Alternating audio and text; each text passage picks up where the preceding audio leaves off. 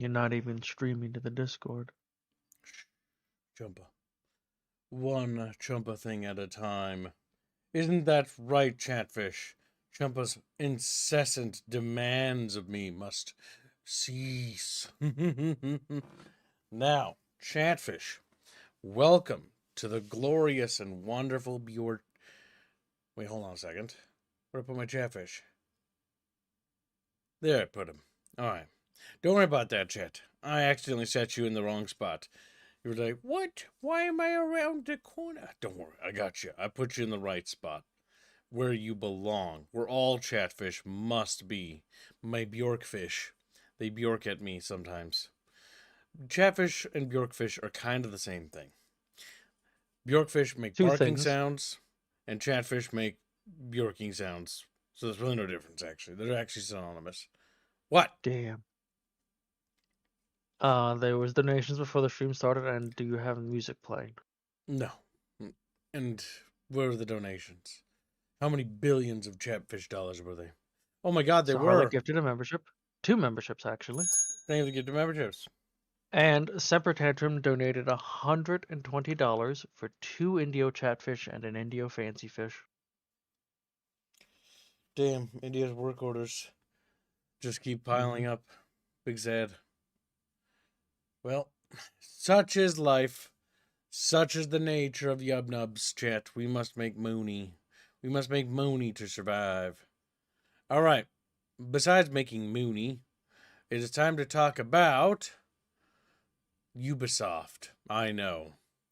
What a great thing to talk about. Ubisoft's Yves Guillemot maintains his son is well suited to lead Vantage Studios and his hiring totally isn't nepotism. You see, Chat, Ubisoft would never hire family members for anything. Just like when I got that anti-piracy job, it wasn't because my dad worked there, or ran the business. No, that's just ridiculous. No, wait. Yeah, it's nepotism. And it's just incredibly funny. I always had a feeling Kibbs was a Nepo baby. Damn, Nepo Kib. Or Nibs, if you will.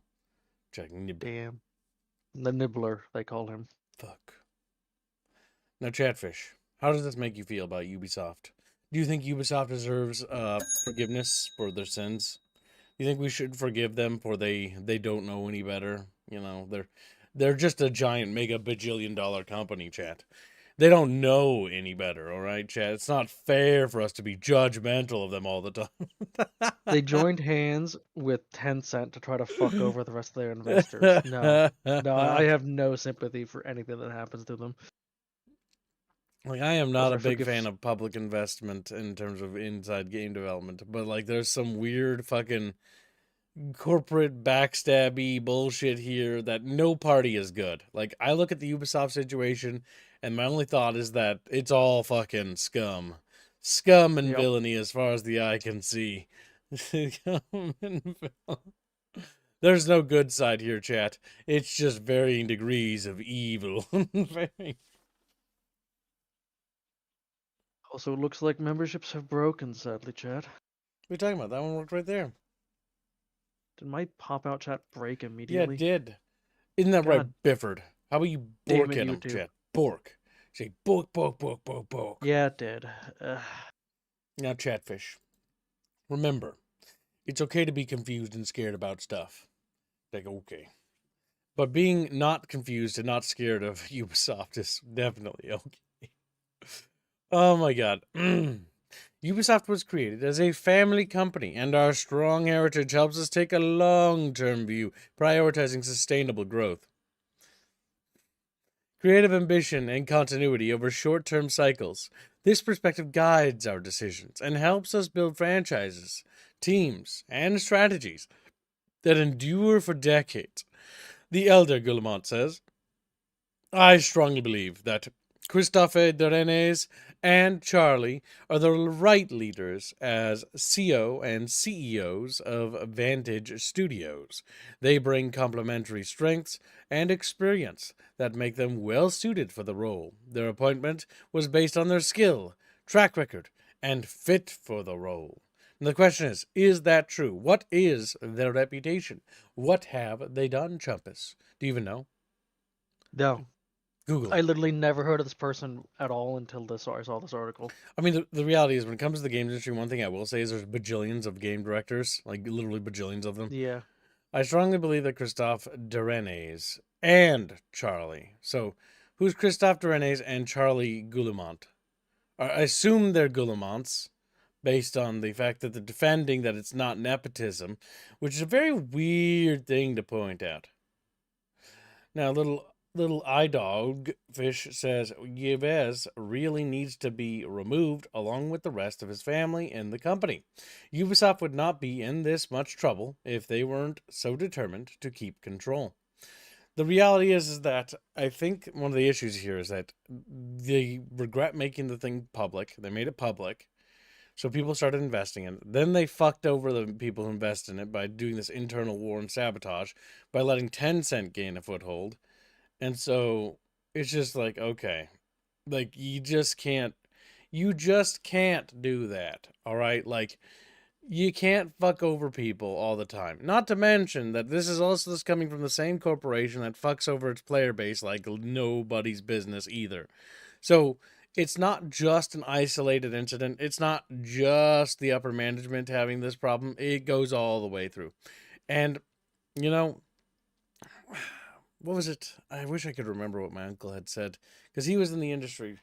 And one thing that bothered him was he met people from was it CCP, not the government, but the organization that runs Eve Online, and he basically described to me about a bit about the company and how it works, and along the lines of what you see in the game with the backstabbery and stuff like that is what you literally see in their workplace.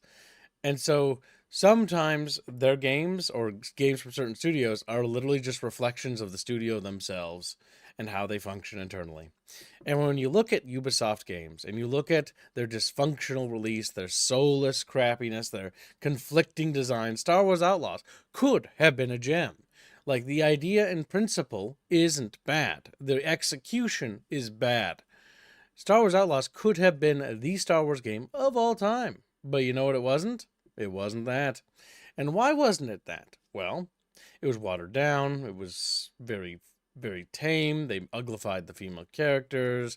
They did a bunch of things to water and wash it down until when you look at it as a game, it's just kind of like a bog standard thing. Now, Ubisoft has had not, it's not a company that just started doing this out of the blue. All right? Like they've been around for a while. They produce gems, they produce garbage. And they're one of those companies that's kind of always had a mixed reputation. Like for example, they've made things like they had what was it? I believe yes, Ubisoft had Massive Entertainment. The guys that made World in Conflict, right? Fucking gem of a game. The guys that made End War, really cool game, and Ground Control. And they've nuked all those projects. They like nuked them into the ground, right? So they've had gems, they've had W's, they've had good things. Even the Assassin's Creed, as a bit normie as it is as a franchise, has its moments, right? Just like Far Cry has its moments. But the big problem Ubisoft suffers from is that, again, they let their upper management sort of dictate how everything sort of functions. And it becomes much like, as I was about to say, for instance, they started to be formulaic after. Yeah, they become formulaic. They stop experimenting, they stop taking risks. In the early age of Ubisoft, it was very experimental. In fact, they picked up a lot of studios, I think, from Sierra Entertainment, which is why they had a lot of a big like boost there in the early 2000s. Because if you guys don't remember, Sierra Entertainment put out a lot of really cool and interesting titles. I believe Ubisoft, and I'm going by memory now, which is always risky, but I believe Ubisoft acquired quite a few of their like things and studios that was underneath Sierra Entertainment. Which is, if you don't remember, it's the studio. If you close your eyes, it's a mountain top, snowy covered, ice capped mountain, and it's got that little like a little fucking whistly sound that plays for their like logo. But yeah, all their games have become literally the same. They've become formulaic. They become identical. And it's not just one game either, mind you. It's been like that what would you say, since like 2000 fucking, probably 2007, 2008, 2009, like all their games kind of became the same. Same mechanics, same systems, same features, same bugs, same problems, same lazy design, falling into, never taking risks, always playing it safe. That's kind of Ubisoft's MO. And it's not a good MO. It's not a good thing in the slightest. It's very empty. And the issue with the Guillemot family is that they've created this problem, right? They're the ones who've been in charge of the ship, and ergo, captain of the ship goes down with the ship, right? But being the rats that they are, they're trying to jump ship. They're the ones that let it get to this point. They're the ones that led it to this point, right? They were in charge. So the reality is, Remember go ahead. when Ubisoft was starting to tank, they got a big deal, created a subsidiary company, which is the one that the Ubisoft's director's son is now going to lead. They then transferred all of their major IPs to that subsidiary that now they control, and they control with Tencent. Yes, and you think the Chinese, the lovable and innocent Chinese, don't intend to do anything bad with this whatsoever? There's no ulterior motives whatsoever. It's not. There is ulterior motives. The only good thing I think we have to say about this entire ordeal is that a lot of Ubisoft developers, and I met a few, they're good people that work there, but a lot of people have jumped ship.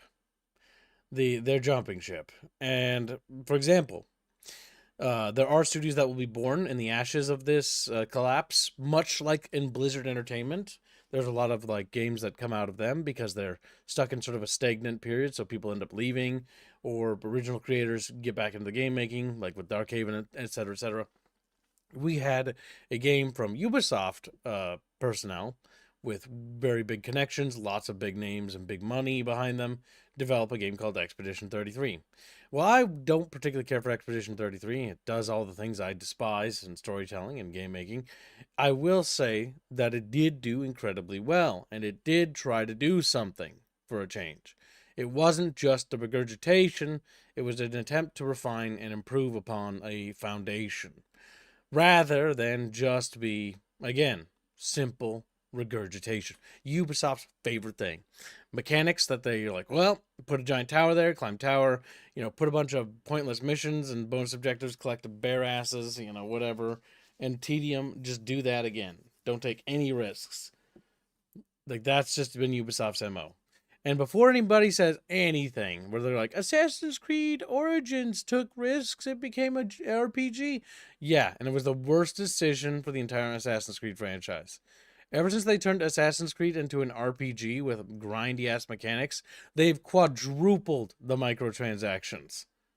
Like, genuinely, added even more stuff. It's just nuts. It's absolutely nuts. Like they've just inflated it because the Assassin's Creed stuff. Oh my god, I have to pull this up. I have to pull this up. Like it's insane.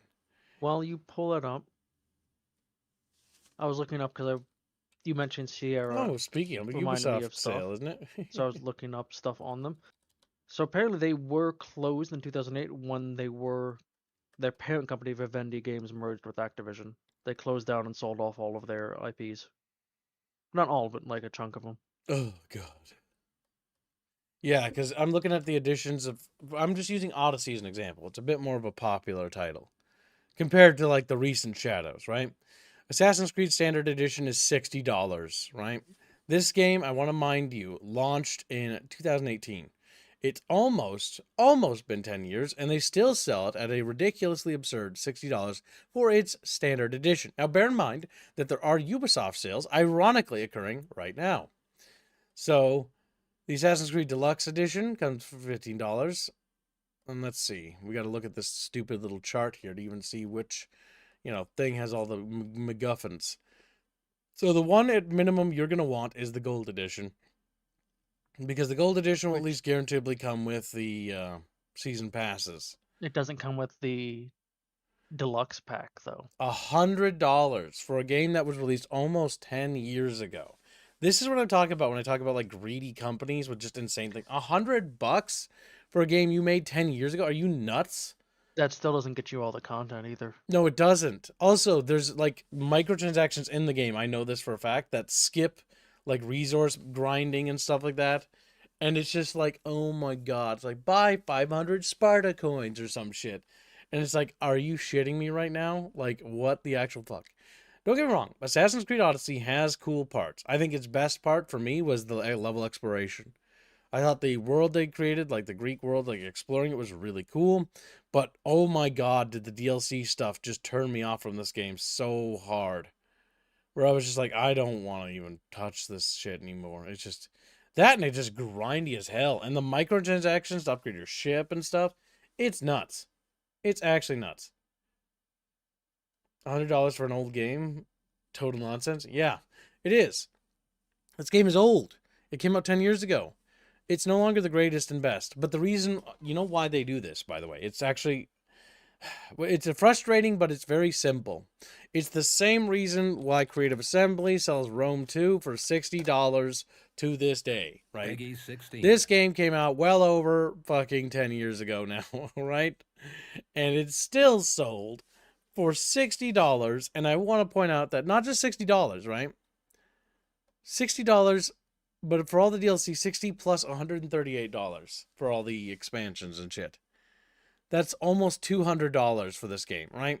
And the reason why they do this, right, is entirely down to the fact that every game they've made subsequently has not been as popular as this game, or, for example, like that Odyssey game or Origins, right? And because they've not made a game that has managed to eclipse these other titles, they do not, like, increase the prices for them. They do not upcharge, or they're not, sorry, increase, sorry. I misspoke. I meant to say decrease the prices because they still sell well enough, and so they're never going to turn them down because it's the only thing that turns out like profits. It's just nuts, isn't it? Like, it's like you made this game like 10 years ago, right? Compare this to like any other story or like company, right? Where they'll normally tune down the prices after a while. Like, for example, if I type in Red Faction, right? This is an old ass game series. Ancient. How much is it? Well, ignoring the sale, that also has a 90. Wait, is it owned by Ubisoft now? What the fuck? It's THQ Nordic. But no, Deep Silver. Deep Silver. Deep Silver now owns it. Okay, interesting. Well, they own that. What about this one? Deep Silver also running a sale? Yeah, Deep Silver owns this one too. I know THQ Nordic was evaporating. I guess that finally hit. But okay, either way. Red Faction, for example, $10. Red Faction Gorilla, the remastered edition, $20. And that's a remastered version of, Gorilla. And Gorilla's probably the most popular one of the entire goddamn thing, right? It's only $20. It ain't charging what it was for retail, because I remember what it was retail. Retail was $60. They're not charging for that. And so it's one of those cases where you have to look at this shit and you have to ask yourself, like, what the actual fuck are you doing? And it's greedy. Peggy 16. It's disgusting and it feels icky. Now, yeah, they are doing a sale now, and that's great. $11.99. This game should probably be $20 with all the DLC for like a gold edition, right? Like, oh my god. I think even Shadow of War isn't that expensive. I don't remember. No, it's still pretty expensive. It's the other one I'm thinking of. Middle Earth. Middle Earth is $30. Yeah, the Megacorps all do that shit. Fuck, they're just evil. Evil little guys. Alright, let's see. What's this? Starmatter $2.50 says, does Morty have an animated fish yet? Hashtag Morty animated fish. Hashtag cookie fit. I believe he does. He does, I think. Chat can pay to activate other people's chatfish if they so desire. But they must do it with its own hashtag. Because otherwise, it's going to be nightmare for me to track. I believe he does, though. Richard Phillips, £25. It says, they charge a lot because their recent games are slop. Technically, it is their best. Valhalla was woke garbage. ACS, beyond awful. Yeah, I didn't even bother with ACS. I tried Valhalla, and Valhalla was really bad. Oh my god. It's like, there's so many like women Vikings. And here's the issue, right? when I play a historical game, and there's going to be a little bit of fantasy elements because Assassin's Creed always had fantasy elements. I know, with like the plot about the aliens or ancient humans and the apocalypse and shit and whatnot. But usually the Templars and the Knights and the Arab dudes were all dudes. Like they didn't just randomly have like female characters scattered all over the place, right? In Assassin's Creed, Viking, or Valhalla, like they did that like crazy. Again, the world exploration was kind of cute, but it was so fantastical that it stopped being even realistic to explore. For example, in Valhalla, if you went far north, you could find the ruins of Hadrian's Wall. Or no, was it Hadrian's Wall? No. Yeah, no, I think it's Hadrian's Wall. Either way, you can find it, but it's like hyper fantastical. It's like this huge bastion of these gargantuan walls with these giga fortresses.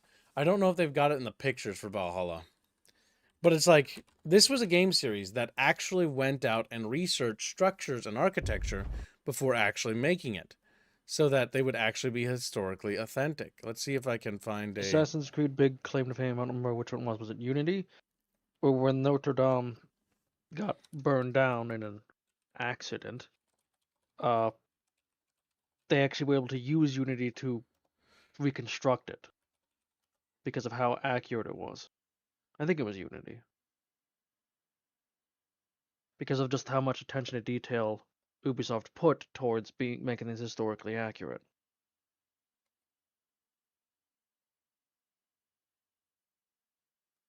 Like, look at this. I'm going to show you something in a second here. All right, take a look, Chatfishes. That's Hadrian's Wall in Assassin's Creed Valhalla, by the way. Do you see that? It's the Great Wall of China. Hadrian's Wall was a great wall of China, but Roman. Despite the fact that Hadrian's Wall was more like, a little tiny little wall that you could actually climb over in most places. It was not particularly big. And yet, for whatever reason, again, historical authenticity does not really matter. It's portrayed as, Giga Chad, gargantuan. It has these very large Roman towers scattered all along it and stuff like that. Like, isn't it nuts? It's like Hadrian's Wall, Great Wall of China for Britain. It literally looks like that it's I know, doesn't it? they just made it the Great Wall of China. Here, let me go get a picture of real Hadrian's Wall because we actually have it.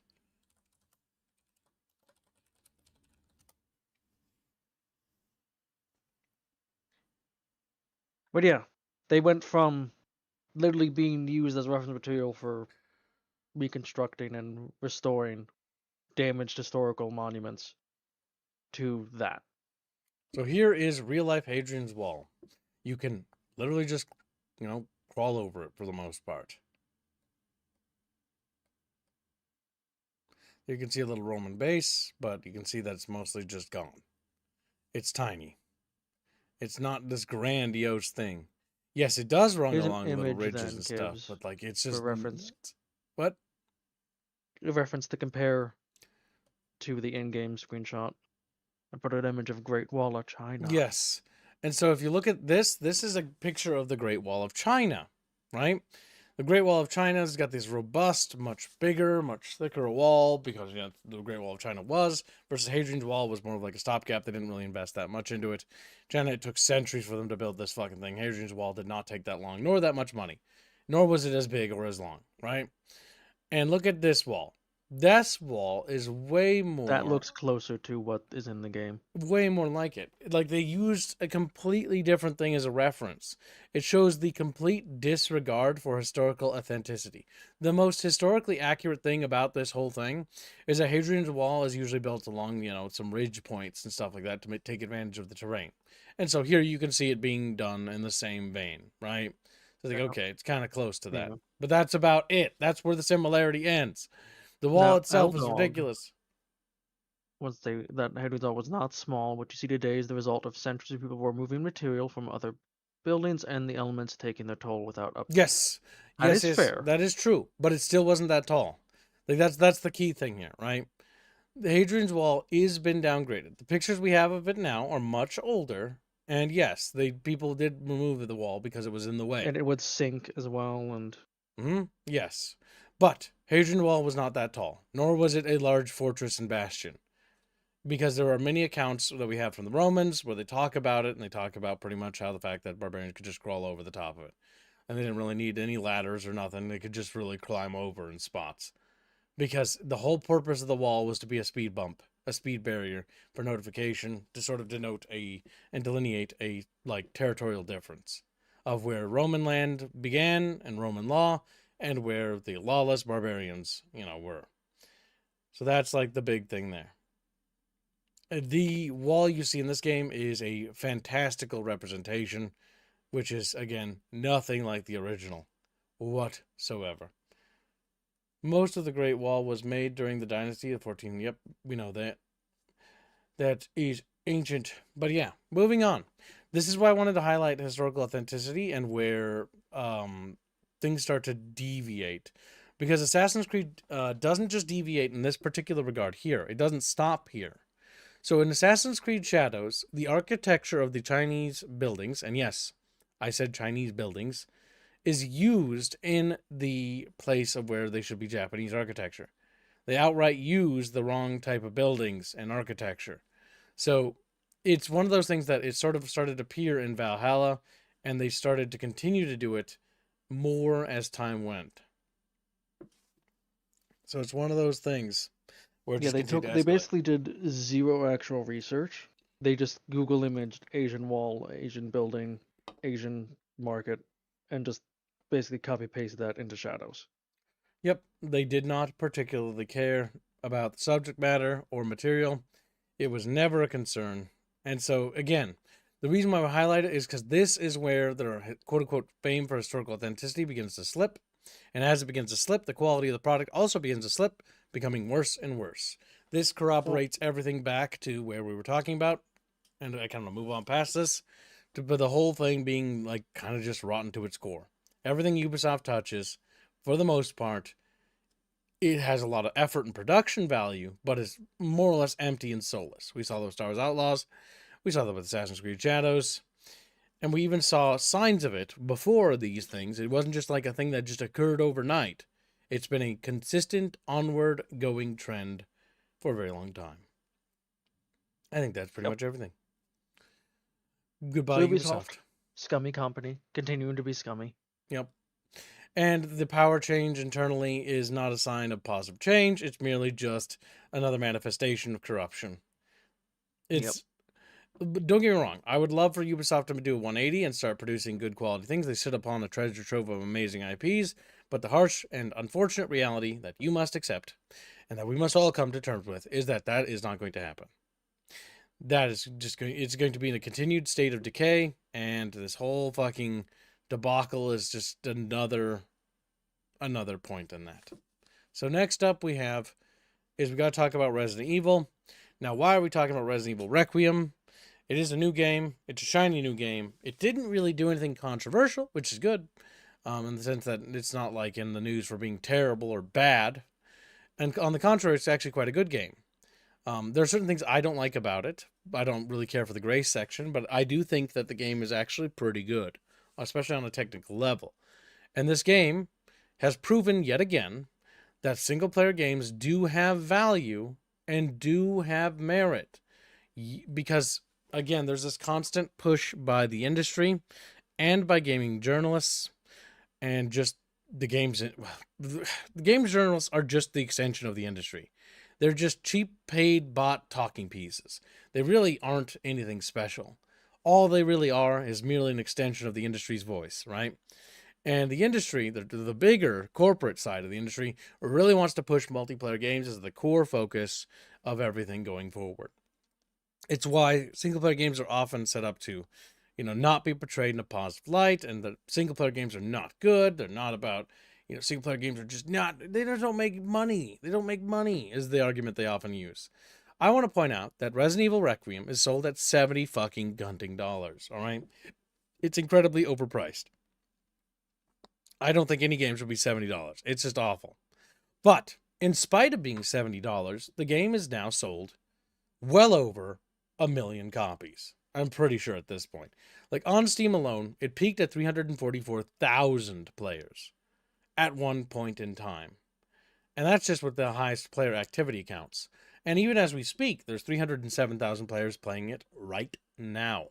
It is a single player game. It has some replayability value, yes, but not really, right? Not like a multiplayer game where you can get hundreds and hundreds of hours out. This game you might get, 10, you might get 20 hours out of it, you might get 30, you might even get 40.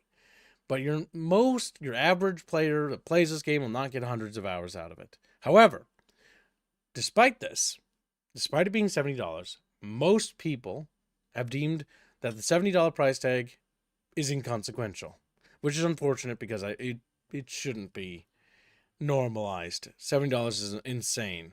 But regardless, this game is doing incredibly well, which signals not only to us, but to pretty much everybody that, again, the industry has been proven wrong. For the umpteenth time, by the way, this isn't new. This isn't the first time this has happened, mind you. This is merely another case in the same exact point we've talked about over and over again. Single player games do have a place, they do have a value. Menace sold pretty well. So did this game. So did like every other single player game we covered. Not the next one we're going to cover, that's for sure. But the reality is that more often than not, single player games are totally valid. And to say that they're not is just retarded. It just simply is.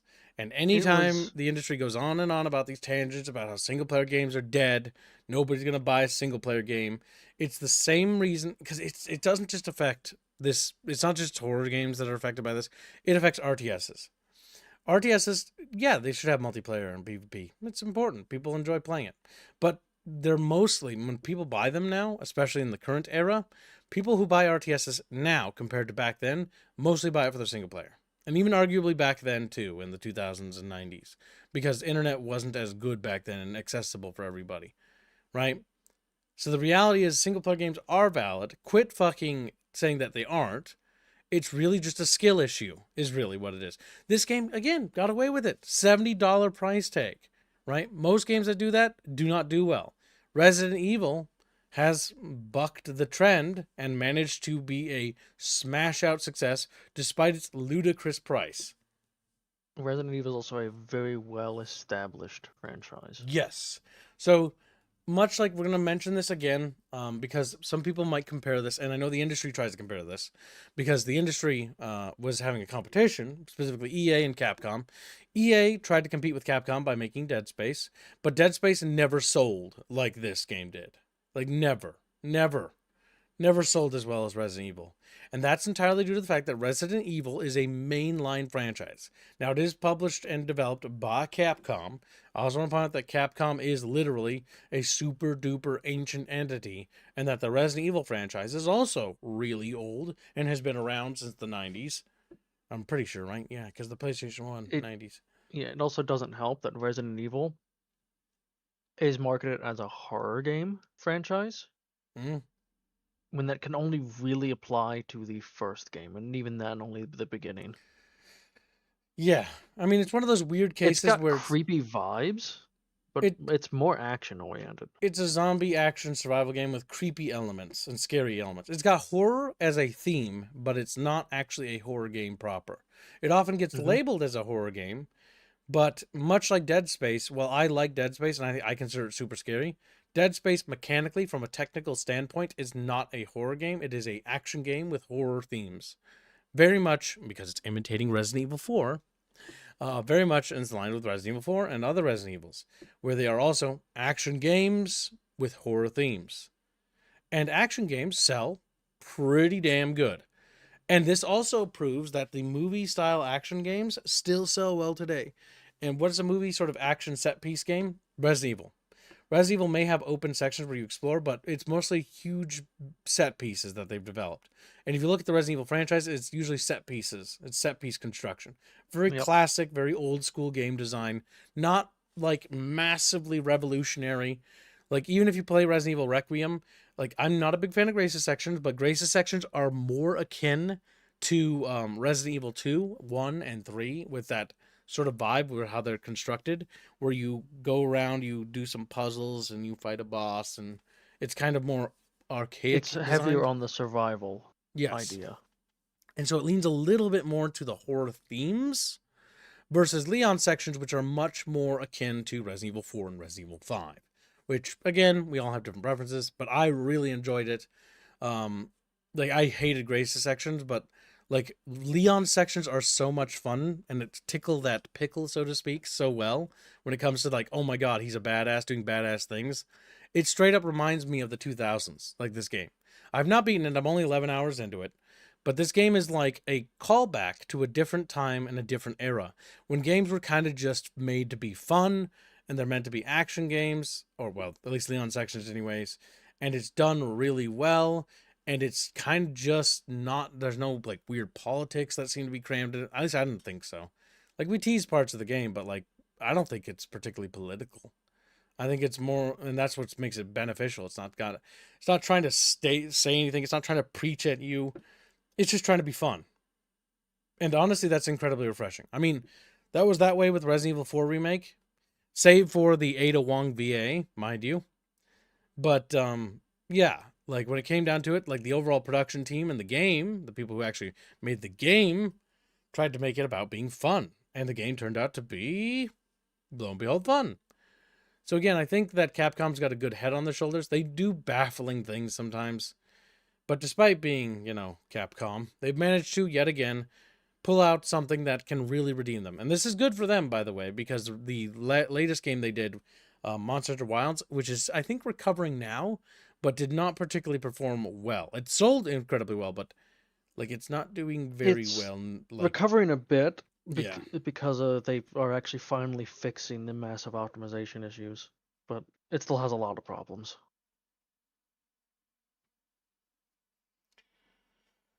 But yeah, that's kind of how it feels, at least in a nutshell. At least in a nutshell. Um, A lack of enemy variety, says Richard. Okay, he says RE9 seems meh. Grace is bland and whiny and boring. That's true. I agree. And annoying. I dislike the Outlast style gameplay.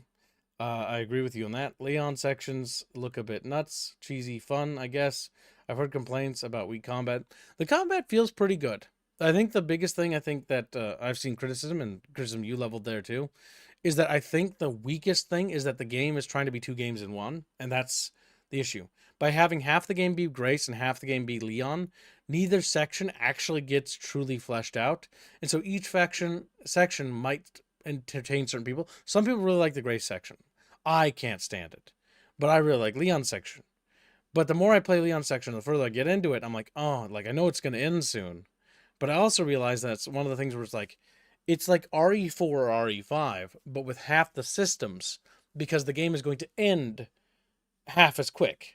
Because it's a game it's two games trapped in one game's body, if that makes a sense. If that makes sense. And I've seen that happen before with games where it kills them. For example, Vampire the Masquerade Bloodlines 2 is two video games trapped in one game's body trying to fulfill a legacy, right? Resident Evil Requiem is two games of different philosophies of Resident Evil trapped in the same body. One is the RE4, RE5 sort of mentality, or RE6, whatever we want to call it, more action orientated, and the other one is RE1, RE2, RE3. And the issue by making it do that is that it's going to be weird how the replay value holds out. My theory is that the replay value of Resident Evil Requiem will not be as high, but I could be completely wrong on that. And I'm kind of curious to see what happens with that. Yeah, I think we will see a player drop off quite significantly. I mean, that's any But game. it is single player. Welcome, Streams Mormu. I don't think it will Oh. have. I think it's gonna have probably about the same amount of replayability as, well, 4, 5. Well, 5 has more because co-op. Yeah. Same with 6, honestly. But it'll probably have about the same replay value as the other recent ones. So 7 and 8 had pretty decent replay value because of the, like, what you call it, the little after action mercenaries thing you could do. Combined with, well, the combat was just fun. Like, the story notwithstanding, that mechanically they were just fun games. I know some people don't like the first person. That comes down to taste. But yeah, long term we don't know with 9. I do know it's incredibly divisive. Like, it's kind of turned into a shit flinging match online of if you don't like Grace, you're a tourist, or if you like Grace's sections, you're just a simp. It's like, look, some of Grace's sections are cute and interesting. It's just the writing for Grace is what turns me off to her. That's my Yeah. issue. Yeah, I mean it's going to be subjective because this particular piece of media is subjective. So, to explain Yes. for those who didn't catch yesterday's stream, the big problem that Grace's part suffered from, in my opinion, and some people share this because is it going to be a divisive game?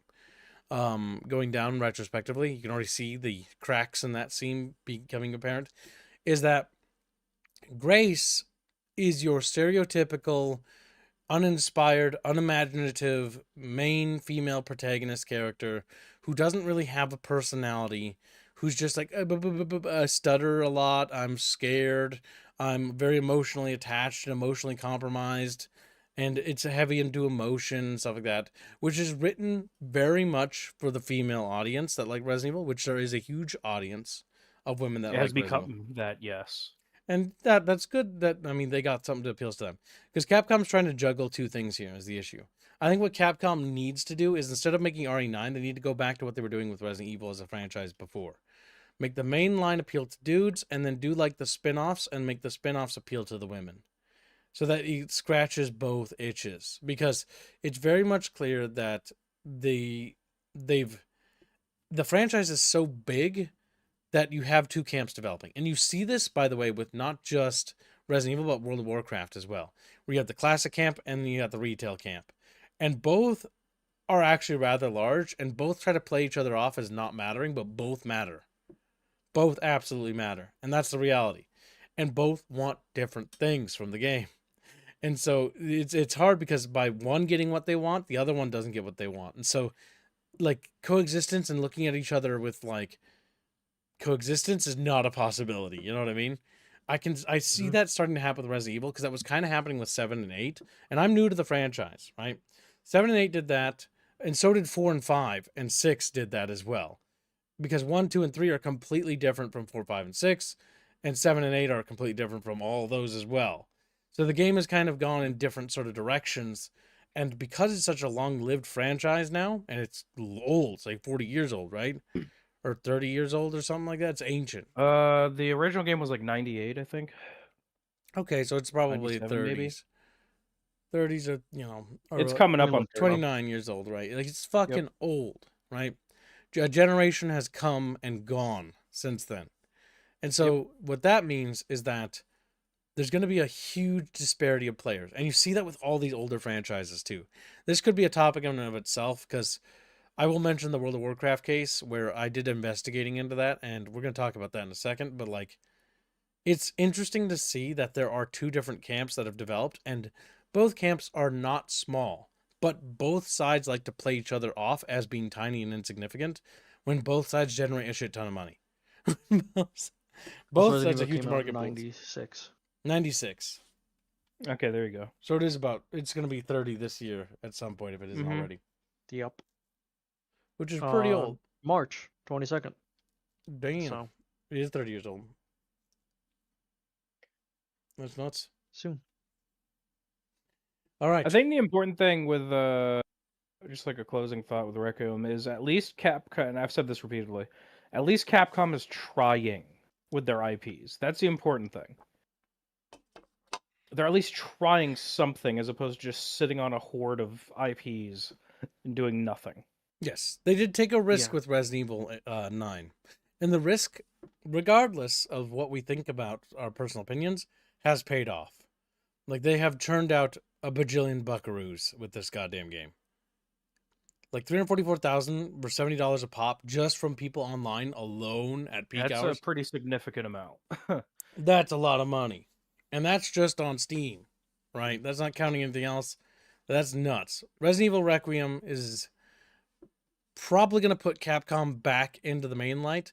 And honestly, it's going to be big for the industry. Like, I know we talk about this, we talk about certain subjects a lot, but I think it's important to note this. Like, regardless of if the next Resident Evil is good or not, Resident Evil is now back in the main line. Village and 7 were popular, but they didn't have the impact that I think Requiem has had socially.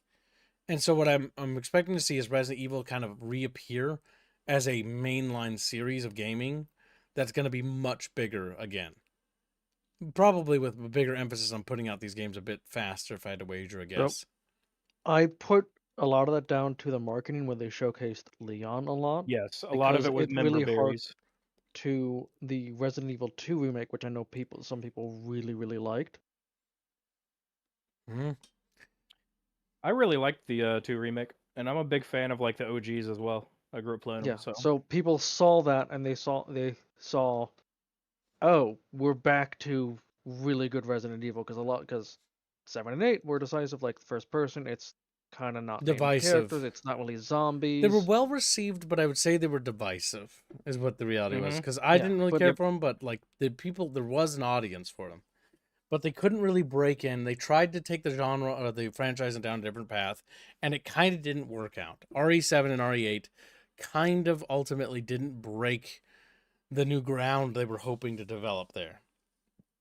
And so they've 7 gone and back. 8 revitalized the franchise after 6 flopped and nearly killed the franchise.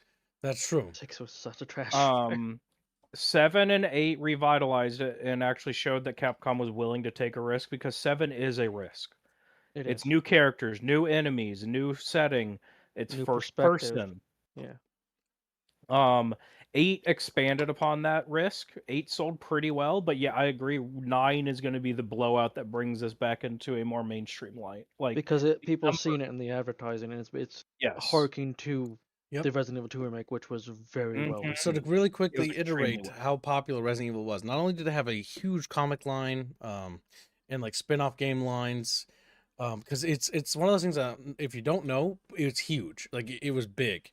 The It's reason, one of the biggest gaming franchises. yes, and it had movies, not just like the bad movies that were had Mila Jovovich or whatever the fuck her name is, but it had a lot of CG movies too, like 3 or 2 of them. Yep.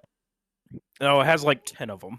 Oh, there's 10 of those fucking things now. Jesus. It's fucking an insane amount of the CG movies. Yeah, so like it's got a shit ton of movies, it's got a shit ton of games, it's got spin-off games, it's got fucking toys and shit. It does have a toy line. It does have comics and shit, and like the comics were pretty big. And I remember when I was studying and getting into Resident Evil, I remember finding this YouTube channel that just talked about the Resident Evil comics and the stories of different comics and books and stuff. And it's pretty big. Like it's a big franchise with a big universe and a lot of story, right? And it might vary in quality, but it's still big, and that's the important part. I think Resident Evil is kind of come back to that being big again. I think it was a good idea to have Leon Kennedy in this game because we needed a character like that, and he didn't just get killed, he didn't just get murdered off or whatever. Now I know Grace is like they're trying to prop up Grace as a sympathetic character, but I've got huge disagreements with how to do that storytelling wise, like making her incompetent and like a lost lamb is really bad, and making her blow a gasket at Leon when Leon was saving her because That's he just bad writing. killed the kid. Like all it does is like, okay, like the reason why it's like, yeah, but like think about the little girl, like the little girl turned into a monster and Leon killed her. Well, it's like, yeah, he did kill her, but the thing is, the issue is that she's a BOW, right? So like Leon did what he had to protect her and himself. So when you have Grace like throw a tantrum and you're supposed to be like, oh, she's so understandable, then she immediately joins the bad guys. It's like, oh my god, but oh fuck, like why? Grace is there for the average female Resident Evil fan to identify with. The I problem with Grace guess. overall She's is she blank as doesn't fuck. act like someone. Because keep in mind, the Raccoon City incident happens in like 96 or 97, whenever 2 takes place. Yes. So that means that this is a universe where zombies, BOWs, crazy shit exists. She doesn't act like someone that lives in that universe and understands that knowledge. She acts like someone in our universe. That's the problem. She's not believable. She doesn't Yes. feel like she belongs. Absolutely. I would point out most characters seem to act that way except Leon. So Except for and the people who handler. are intimately involved with different outbreaks and stuff, such as Leon or Chris, etc. this is what we Yeah. call in writing terms, they're called surrogate characters. Now, for those who don't know, a surrogate character is a character that's introduced into a story that you're supposed to be like, oh, okay, this character is for the new players who didn't really know anything. I'll give you a good example of a well-written surrogate character. StarCraft 2, Tychus Finley.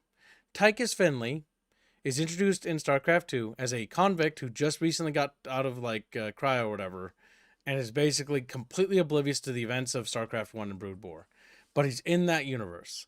He's got a relationship with James Rayner and like a friendship with him and this history with him, and he's got a relationship with this universe, but it's been kind of on ice and it hasn't really developed at all.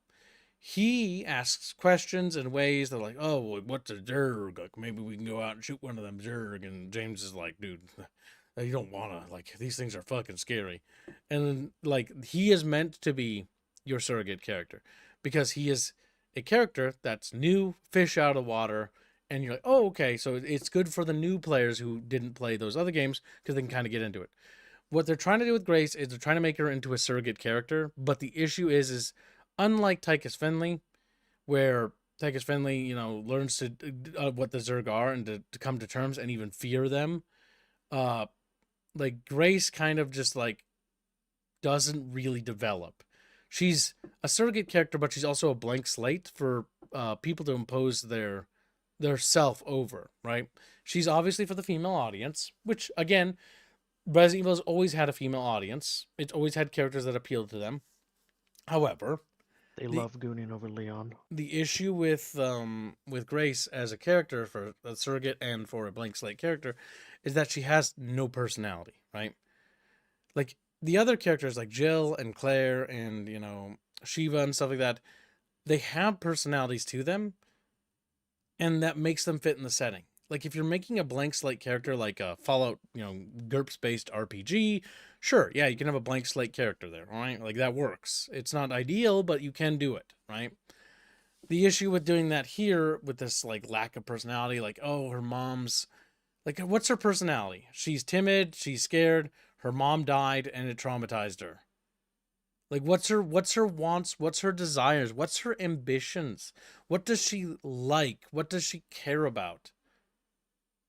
And it's like, well, she cares about work. She bears her head in work because she's sad about her mom dead. It's like, okay, so her entire thing is related to basically a MacGuffin moment, a moment of trauma that would be a trauma moment, but it's actually MacGuffin because it's entirely done for MacGuffin reasons. So it's like, okay, so the entire character's like entire design philosophy and principles are now all tied to this really dumb thing, and their personality consists of, I don't have a personality. That's not good. Like they just go along haplessly, and I can't stress that enough. Like in this game, because she has such a lacking like conviction of herself or who she is, she just like minute the bad guys show up, that literally Hitler shows up. Like I'm not kidding. Basically, Bio Hitler, right? Shows up and is like, I'm Bio Hitler. I commit horrific crimes and atrocities against people and killed innocent people. Leon kills a bioweapon child, right? That was going to kill them. She immediately goes along with them, runs away, throws a tantrum, throws the gun on the ground, and runs away and joins them. And just like, yeah, I'm going to just go with you willingly. It's like, what the fuck? It's like one of those things, like, why? Like, she has no conviction. She has no personality. She has no sense of will. Claire wouldn't do that. Agent, by the way. Jill wouldn't do that. A trained FBI agent. Very infantile writing, frankly. And her character just does dumb things, like she stumbles, and it's a mechanic too for her stumbling and falling over when something's big and scary chasing her. And it's not fun as a mechanic because it locks your camera, so her mechanics are also bad that way. I will say that her gameplay does get better when it opens up and you can explore the hospital, and it's a bit more like classic Resident Evil 2, like remake kind of vibe. But it's one of those things where it's like, well, it is better. It's still really annoying because there's a lot of annoying things that they did with how she behaves, her movement mechanics and stuff like that. It's like, oh. Honestly, the biggest issue I have is that she's supposed to be an FBI agent. It's like, there's no way. She's an FBI agent. Any training whatsoever. She's no field experience. And so I do think my theory, and Mamu also shares the same theory too, because he actually came up with the exact same theory when he joined the stream. And it's not just one person. A lot of people do this. We haven't beaten it yet. We'll find out. But it's like she's all right, she's like apparently, maybe the FBI is like corrupted and they're sending her there because they're No. secretly part of Umbrella and they know she's compromised. And that's why they didn't send her with a partner or send her with anybody. Because, yeah, we're sending an untested, untrained field agent who stammers and has psychological trauma to this thing where her mom died. We're going to send this agent who is very psychologically traumatized, very No compromised, training. no field experience, nobody to go with her, by herself. There's one police officer there, but it's not related to the FBI department. So, like, they're not really there to help her, be back up for her. And we're sending her alone to a recent murder case where these murders are ongoing. And it's like, okay, it's so nonsensical, and that's what Grace's section's done. Versus Leon, right? The complete opposite. Leon's sections are smart. They actually make sense. Like Leon's first section, their BOW outbreak basically takes place in the middle of a city, and he stops basically Raccoon City 2.0 from happening in a span of like 3.0. yeah What I 3.0 caught from of in like that, 5 though, I will minutes. criticize Leon for not explaining what was going on besides just one-liners to his handler. How dare you? His Mm. one-liners are beautiful. The Yes, only but thing when that there's a Leon situation did happening, you bad, should say, "Hey, there's a situation happening." my Not, biggest not problem like, with Leon "Oh throughout the yeah." entirety of the game was when he gets to the hospital and there's a woman in front of a monster and like with a chainsaw and he does nothing to rescue her behind her Yeah. for like 5 minutes while she stands there and gets slowly murdered and he doesn't That was a bit intervene. weird. And it's like Leon is experienced. He's not going to be shell shocked. He's not traumatized. He is going to muscle memory. He's going to save her because literally Listen, in the section before Connor. then, he literally saved all those people. He's a hero. He's a good guy. He's going to try to save lives. That's what he does. And then for whatever reason, he just stands there and watches this poor woman get fucking chainsawed to death. Listen, Don't get me maybe wrong. he knew she deserved it. Don't get me wrong. Like horrible deaths and bad things happening to people in Resident Evil games makes sense. It happens to a lot of characters. They get murdered, right? But like normally, like they try to do something. Like Leon and Resident Evil 2 remake, like tried to save the what's the black cop's name who got bitten. Like you didn't try to abandon him. You tried to stick with him. You tried to help people. Like Lewis, I think. yep.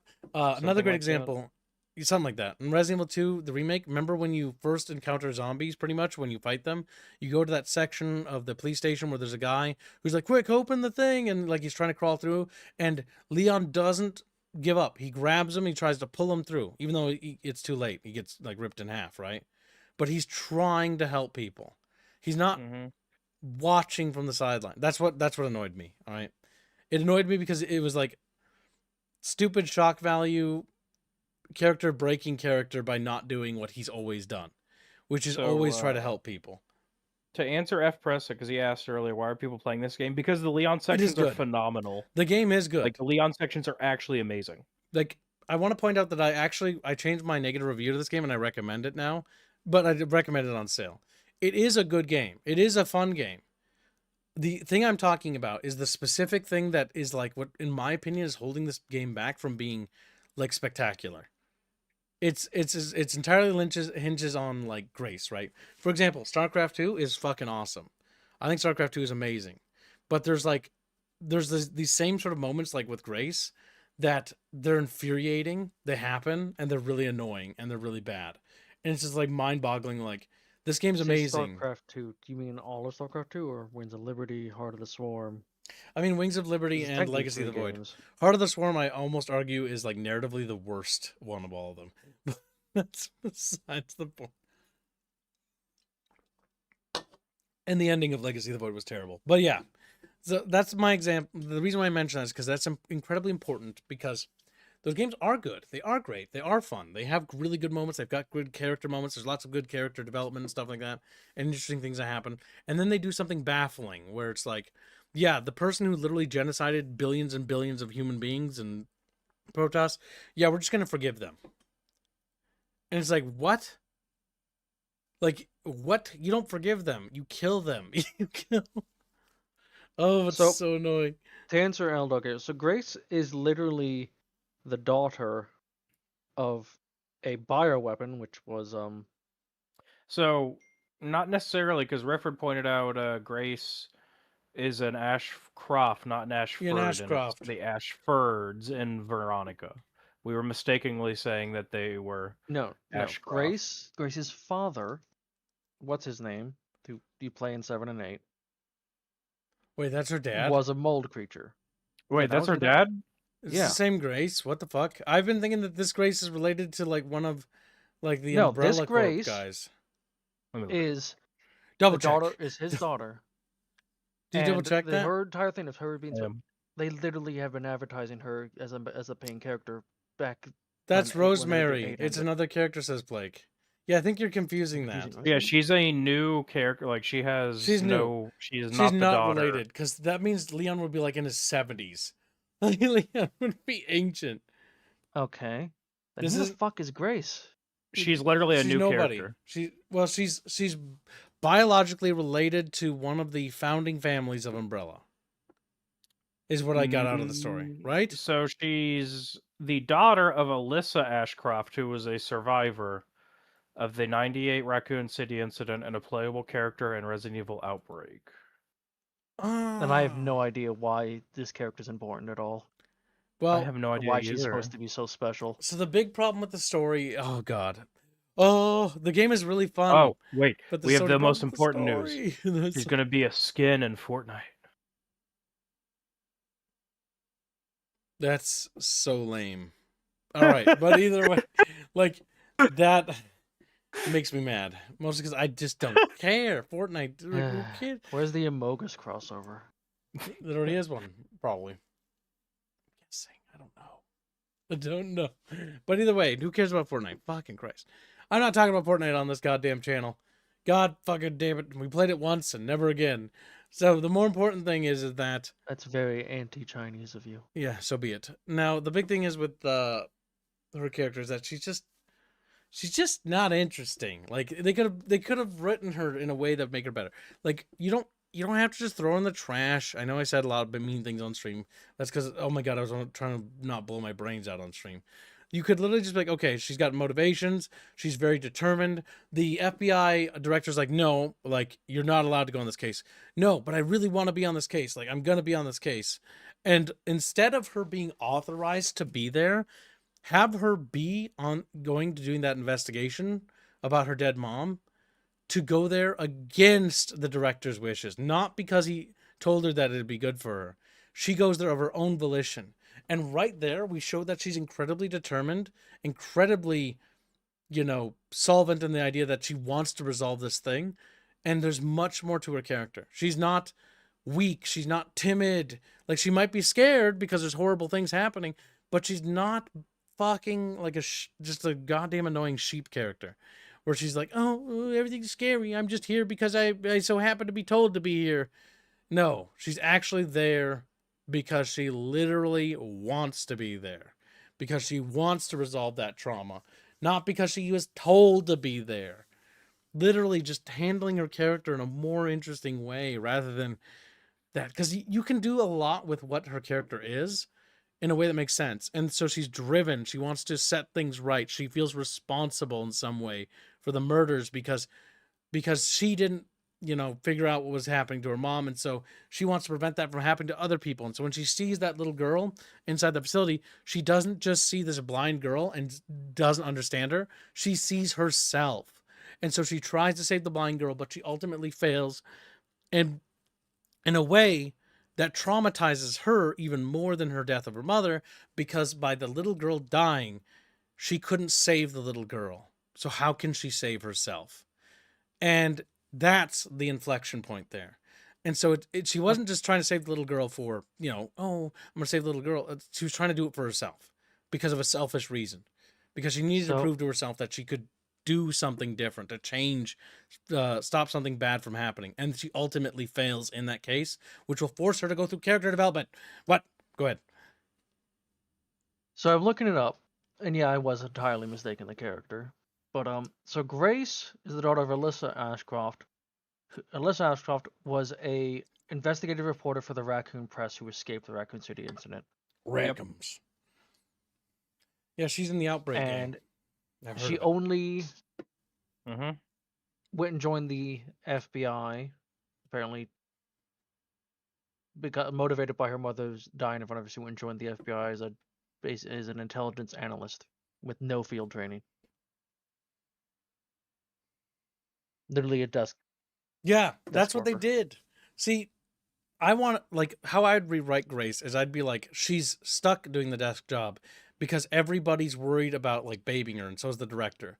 And she's trying to prove herself, and she just isn't able to get the field work. And she's trying to do it, and that's why she ends up going against the director's wishes, not because she's a girl boss, but because she's emotionally invested, and she is compromised. She actually goes to investigate because she needs to resolve the trauma. She needs to learn what happened with her mom. And the whole thing about the journal being hidden behind the painting thing, like, we're gonna have to rework that because that was stupid. It's like, she didn't tell any of the investigators at all about that journal. Oh yeah, my mom put this journal behind this painting. No, just left it there. Like, didn't tell anybody.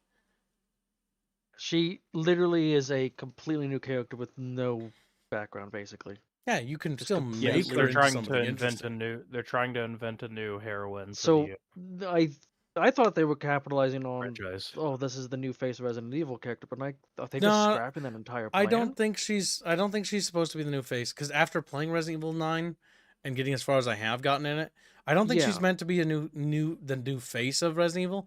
I think this is supposed to be her character introduction, and she's just merely joining the cast.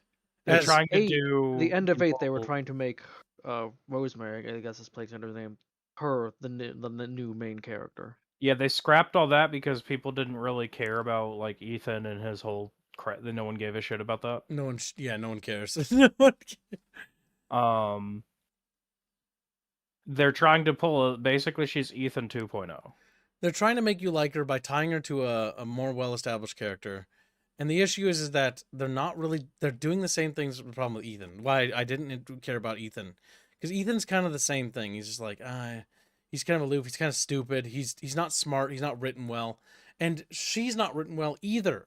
She's incompetent. She doesn't have a vision. She doesn't have a plan. She just stumbles around all the time, and that's not endearing. That's not like, oh, I love that. That's, oh my god, like, just, you're the character that gets killed off in a scary movie. Want to give you a good example of a character I like that actually figures stuff out? Dead Space 2, Isaac Clarke, right? A man thrust into a horrible position, but a man determined to get through that horrible position, despite the fact Dead that, Space 1. no, I'm talking about 2 specifically, because I want to point out that his character motivation, right, is just survival initially, because the woman he loved and cared about is dead. And he's trying to cope with the loss of his girlfriend. And there's so much, like, going on with him as a character in 2, adverse to 1, like, narratively, that it's so much more interesting. Like, he's got a lot of reasons to give up. Isaac Clarke has a lot of reasons to give up, but he doesn't. He keeps fucking going. And that's what makes him an interesting and compelling character, right? Grace has a lot of reasons to give up too. And the issue is, she gives up every time. She like gives up. She stops fighting. She, closes her eyes and accepts her fate half the time. Like when the elevator fell, like, was gonna lop off her leg, but it so happened that her leg was fine. Just like it was, the monster was dragging her into the dark. She closed her eyes and cried and just accepted her fate there. And like she does that again with, like, when the little girl dies and turns into a monster and Leon kills her, she cries and gives up there. She gives up and gives up and gives up every time. She's given up without fail. She might not give up at the end, and that'll be the final character growth, but, like, I'll be real with her. She should have went through that growth ages ago. Like, we're like 11 hours into that game, and she should have experienced that character defining moment of moving on and accepting that. Like, yes, you can have a moment where you fall down and stuff like that, and that's important, right? But the big thing that determines and tests the merit of a character is how they handle falling down. When Leon falls down and fucks up, he gets back up. Ah, fuck, I've got this umbrella curse virus. All right, fuck it, I'm gonna keep going. Sweet 90s one-liner. He's like, radical, and does a flip on his little skateboard. He's like, whoa. So what you're seeing with Grace is the exact opposite problem they had with Ethan in 7 and 8. The writing's disjointed from what's occurring. So in 7 and 8, Ethan is, like, even in the more intense sections, he's very, like, removed from what's happening. He's very cold, which makes no sense considering the absolute insane shit he's seeing. Whereas Grace is the opposite. She's freaked out about literally everything. it seems like they're trying to train up a new writing staff, and that's what they're giving like these characters, and they're just not doing well. Whereas the people that are writing Leon absolutely nails it. Yeah, they completely So, capture his character, his atmosphere, his mhm. mood. Like the levels are tackled well, the mood is tackled well. The biggest complaint I have is honestly what Richard said earlier, where the biggest problem the game suffers from is lack of enemy variety. And that's because Yep. the enemies are kind of split into two quadrants. Leon's quadrant and how they behave there, and wrong character, Grace's quadrant. And the big problem is that by doing that, there's significantly less enemies as a whole, variety-wise, which means that you just don't really have a lot of variety when it comes to enemy types. And that's one Yep. thing that RE4 had, even the remake or the original, or RE5, where there was a lot of variety in enemy types, and it kept the game fresh and interesting, but you don't have that in RE9. Like, we're like 11 hours in, and like the newest enemy I think I've seen is the guys that charged me with the spear, that wear the little black cloaks, and then the dudes that have the chainsaw. Oh, and I guess the military zombies that have machine guns. But that's Mhm. about it. And that's not a Um, lot. So the thing is, I know for me, I obviously haven't been playing. I've just been sitting there watching Gibbs play it. I was not interested in the story in the slightest until it got to the long Leon section in like the second half of the game. Then all of a sudden I'm in it. I'm like, all right, who's Zeno? What is he doing? Who's he working Yeah. for? Why is Chris's blue umbrella here? Oh, there's apparently a schism happening. It's like, what the fuck? Where was all this? There's a civil war This in is the way more BSAA, interesting. and it's like, oh, and like we're going to Raccoon City, and also for whatever reason, like they shouldn't be here, but the zombies from the T virus are still here. And it's like, why are they here? Like, how did they get reactivated or reanimated? Like from the nuclear blast. And there's so much more interesting stuff. You're going through the ruins of Raccoon City, and the Raccoon City section is the best section of the game. Much like in how Dead Space 3, when you get to Tau Volantis, it reminds me of Dead Space 3 is what it does, actually. We get to Tau Volantis, and the game's like, oh my god, this is amazing. Yeah, all of a sudden it opens up. It's like, where the fuck has this game been? Why wasn't it just this game? And it's like, it kind of feels like that exact same feeling. Like, why weren't we exploring, like, Raccoon City? Like, wouldn't it be so much cooler if this game was, like, Leon? He goes to the mansion, from RE1. Well, the mansion's gone. Oh, it's gone. It's exploded, I forgot. Damn it. He goes to something, I don't know. He goes to that gas station. So here's how you fix this story, right? Station. It starts with like all the trailers showing Leon showing up in his totally not Porsche car. Yeah. And the outbreak is like a second outbreak occurring in Raccoon City. And then you deal with that. And then now Leon has to hunt down this Xeno guy and his faction supporting him. And he also has to figure out why the fuck is Chris's umbrella now collapsing and infighting. There you go.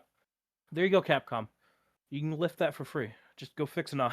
Yeah. Because it genuinely looks interesting in the second half of the game. Like, if you're going to introduce Grace's character, don't tie her into her own plot. Because the big problem with Make Grace's her a plot... side character. Make her a side character, but make her somehow related to the main plot, right? Because her entire story is that she's related to Elpis, and not only is she related to Elpis, she's also related to the real reason why they nuked Raccoon City. And it's like, oh, like that stuff. They said something like that, where it's like, she's the real reason why what happened in Raccoon City did. It's like, dude, shut the fuck up. Don't do So this Jason Long retroactive stuff. says, the nuke was retconned from RE2. It was changed to a smaller explosion, not at nuke levels like a Moab. There's no way a conventional munition could have caused that. Yeah, that's an atomic That weapon. has to have been a nuclear weapon. Those skyscrapers were blasted by a nuclear blast. Like, they can retcon that all they want, but like after being in the ruins of Raccoon City and like There's an absolutely zero way. that, like a Moab could do that to like a couple skyscrapers it was next to, right? But like those skyscrapers were so far from the epicenter of the blast, and that blast radius is an atomic. It's probably a low yield nuclear warhead, but it is a nuclear warhead. It is the atomic bomb. Now, 2 donations came in. We have to catch real quick. Anime Acumen donated $2 and says, "Ye old wizard on me Beano screen." Then he donated $5 and says, "Ashcroft, code Veronica, Claire, you need to go fall for the emo twink." You have to play Veronica to understand that. I've never played Veronica. Honestly, I've only played like a handful of Resident Evils. I'm new to the franchise. So you'll be very confused by a lot of Resident Evil lore unless you play the like spin-offs that fill in a shit ton of blanks. Fortunately, I did watch Yubnub videos about summarizing some of the Okay. plots. Some of their plot. But yes, yeah, Veronica's got that little twink dude and they wear the little neck thing. But yeah, like I'm interested to see where the story for 9 goes. I did unfortunately see some spoiler stuff, but I was able to not see the rest. But I will give kudos to Capcom. They're trying something that isn't just milk it and fucking destroy the franchise. They're at least trying.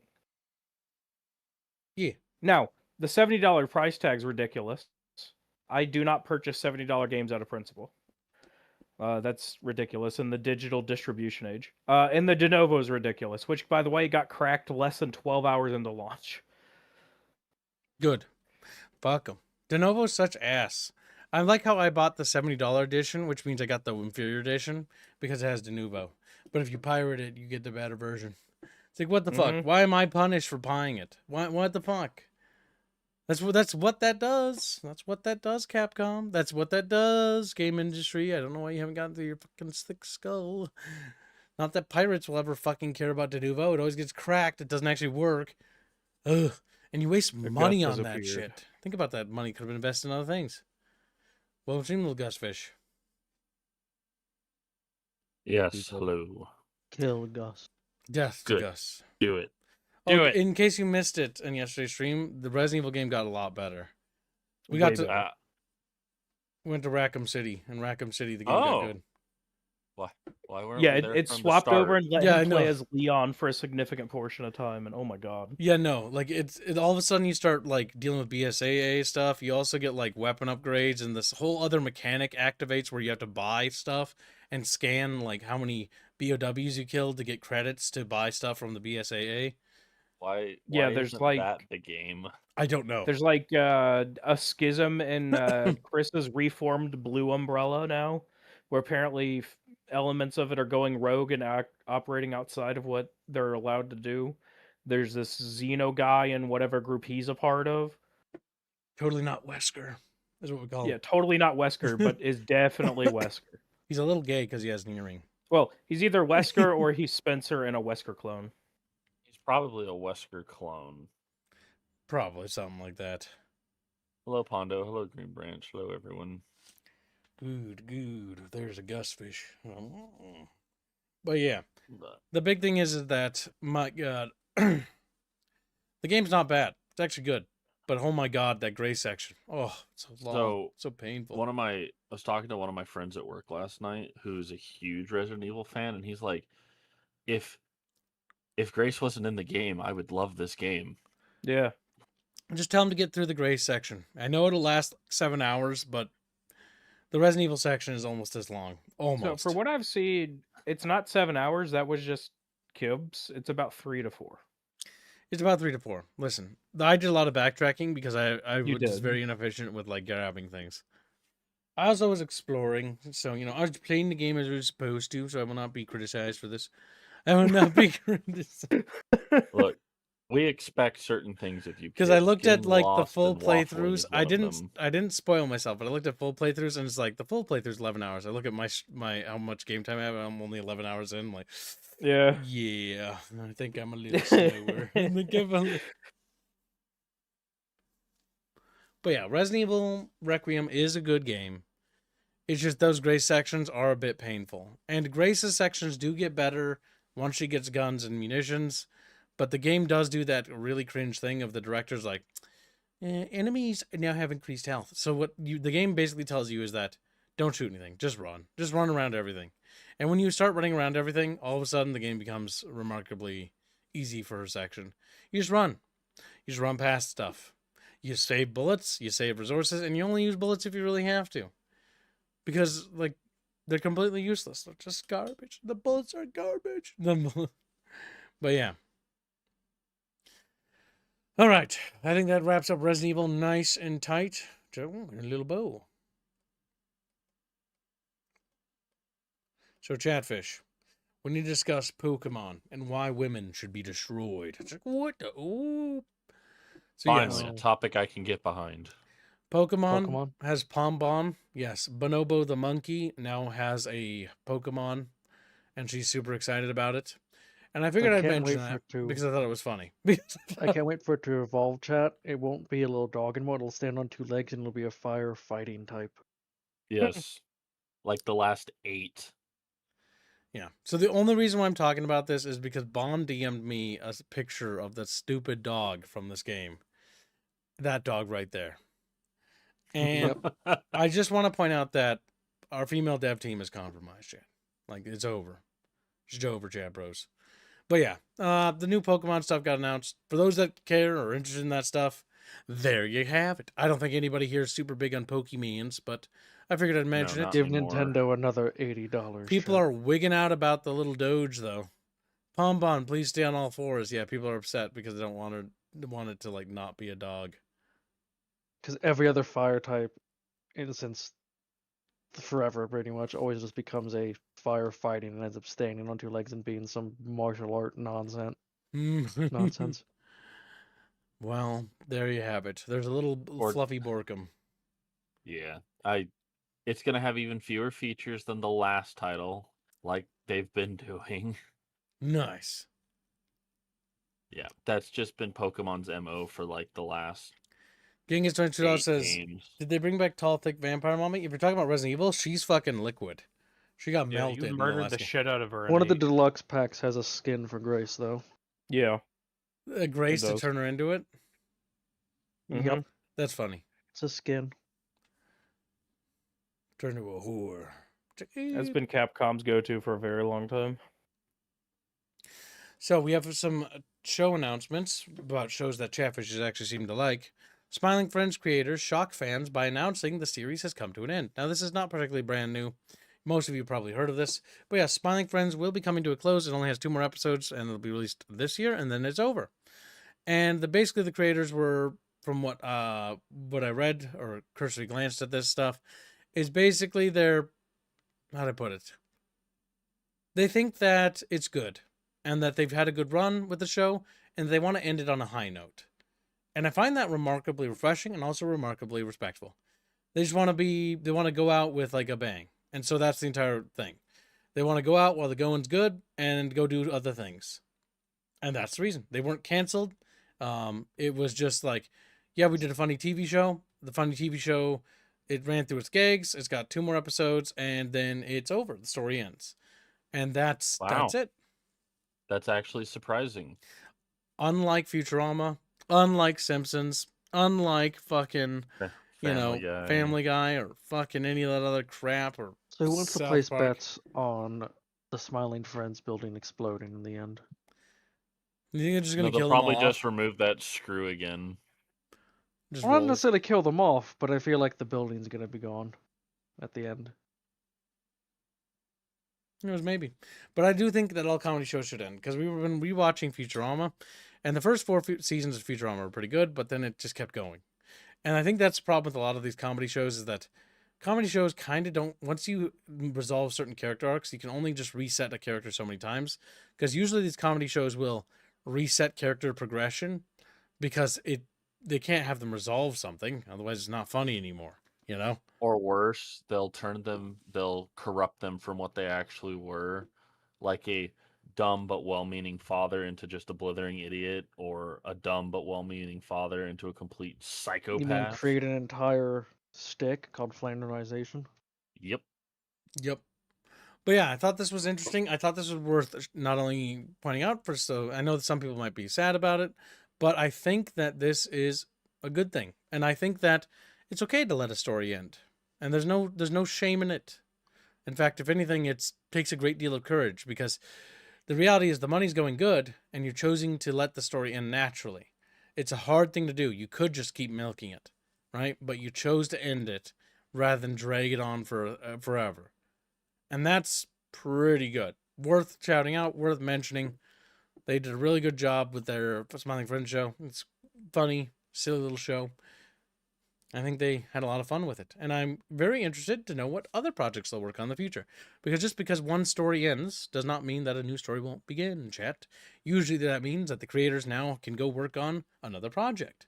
And who knows what that one's going to be. Maybe they'll make a game or something. Who knows? We'll find out in the future. Next up we have is Wowhead. What? Huh? So Wow, Blizzard apply talks directly to the forehead. Prey. Zul Aman in Midnight exclusive Wowhead interview. So Champa, you grab this. Did you even look at this? Did you? Did you? Yeah, I did. Right there's ignore the video. There's the new prey thing, the hunting down the prey, which is the new thing in Midnight, Tell me about it, which is Thomas. a huh? Tell me about it. Okay, I'll just read the article. Oh, God. No guns. They pull that up. Anime Acumen donates $5 and says, "How can I get you to vote for me if the problem I am here to solve is solved?" Yeah, basically. Yeah. So one of the things the Midnight launch is also Chow Chow's been around for 29 months. It says, I wish more people were willing to let a story end. Constant sequels ruin a setting in most cases.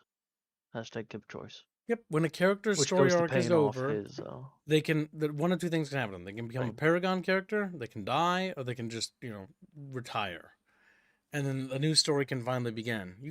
A universe can have many stories in it, but yeah, I mean technically Resident Evil does too. Like Leon only has what 3 games or 4 games, technically speaking. He was in 2. He's in obviously 4. But like, I think he's either in or mentioned a bunch in some of the spinoffs, and then he's in like every fucking movie. I've not seen the movies. Yeah, the movies weren't big over here in the West, unless you're a huge like Resident Evil fan. But they did pretty well over in Japan. I've seen the unfortunate animated Western ones. ones, and they're fucking terrible.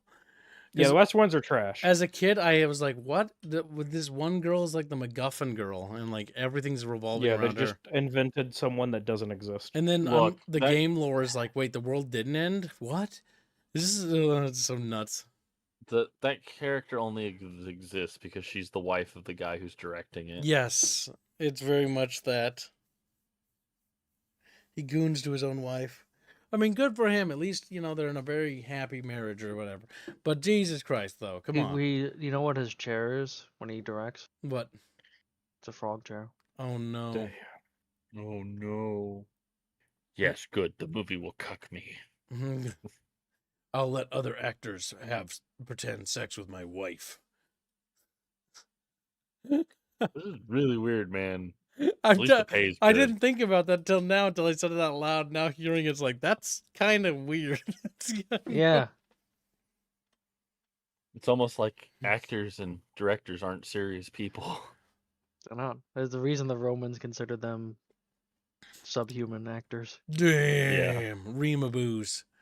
All right, let's see. So, Midnight's doing a bunch of things. Midnight's being talked about a lot. A So lot of I'll people. just give a brief overview Yeah, of go this. So Midnight's adding in a new thing called Prey. It's a journey track similar to Delves. Delves like mini But you're supposed to- dungeons. Yeah, it's supposed to get progress over time. So it's going to launch with Prey Season 1, which logically there'll be a Season 2 then. You're going to have 30 Prey targets across difficulties. You have to get to level 90 to unlock it. 90 and complete the main campaign to even unlock it, but then it's account-wide unlocked, so you can get it with alts. You can have up to 12 prey hunts each week. So, like, time-gated, you can't just keep doing them over and over and over again. There will be random repeatable hunts, unlocked in rank 2, so once you rank up in it. You do them as groups, with a bit of shared progression. But yeah, just another like mini mode to play after the game. After that, it goes on about the story, which does anyone? It's probably just going to be spoilers. Here, let me. I got this. So Zalatath is a character who's supposed to be the big bad of the World of Warcraft setting, but she kind of has no riz, so she's kind of like, I'm angry. Also, look at my feet, and people are like, feet, and that's like. That's Zalatath in a nutshell, as far as I'm aware. She's got bare feet, and everybody talks about that. She's supposed to be the big villain currently in the World of Warcraft setting, and that's all I know about her. And people are gooning over her because she's a elf waifu. So, but basically, this article was just going on about this new mode, which I hadn't heard about at all. So it's just another like mini dungeon, mini hunts thing. Basically, they're adding in. The other article was the more bigger one because that's what they're more focusing about their plans and what they want Midnight to be.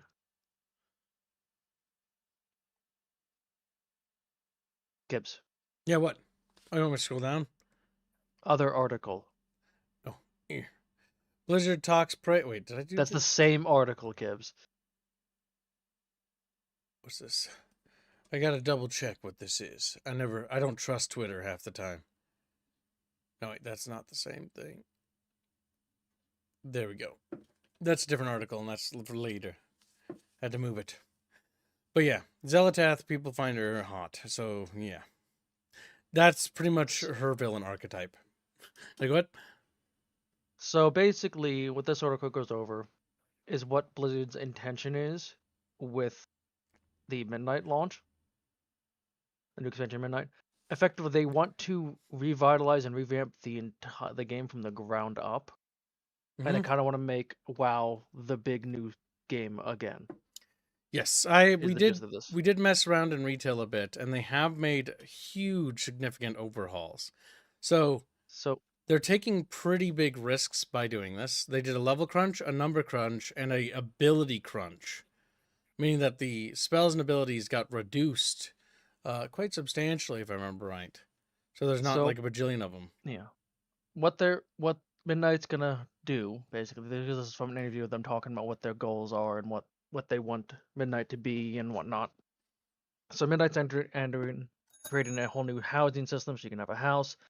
It'll be removing a lot of combat mods that people use in the game to try, and for the reason being to balance the playing field for PvP.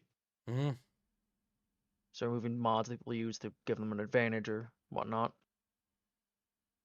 Which honestly, like, I know this is gonna be controversial because this game is old and there's a huge following. This game is still very popular today, but yeah, it's actually, when I looked at it, it's actually making good moves. One of the biggest problem World of Warcraft suffers from, for those that don't follow this game, which I don't blame you if you don't, because it's really old and it's made a lot of missteps. The big thing as to why it's getting a lot of traction right now is that they're being ambitious. They're finally taking chances and risks. They're finally trying to break up the problems that the game suffers from. I don't know if it's going to work, by the way. I'm just saying what they're doing.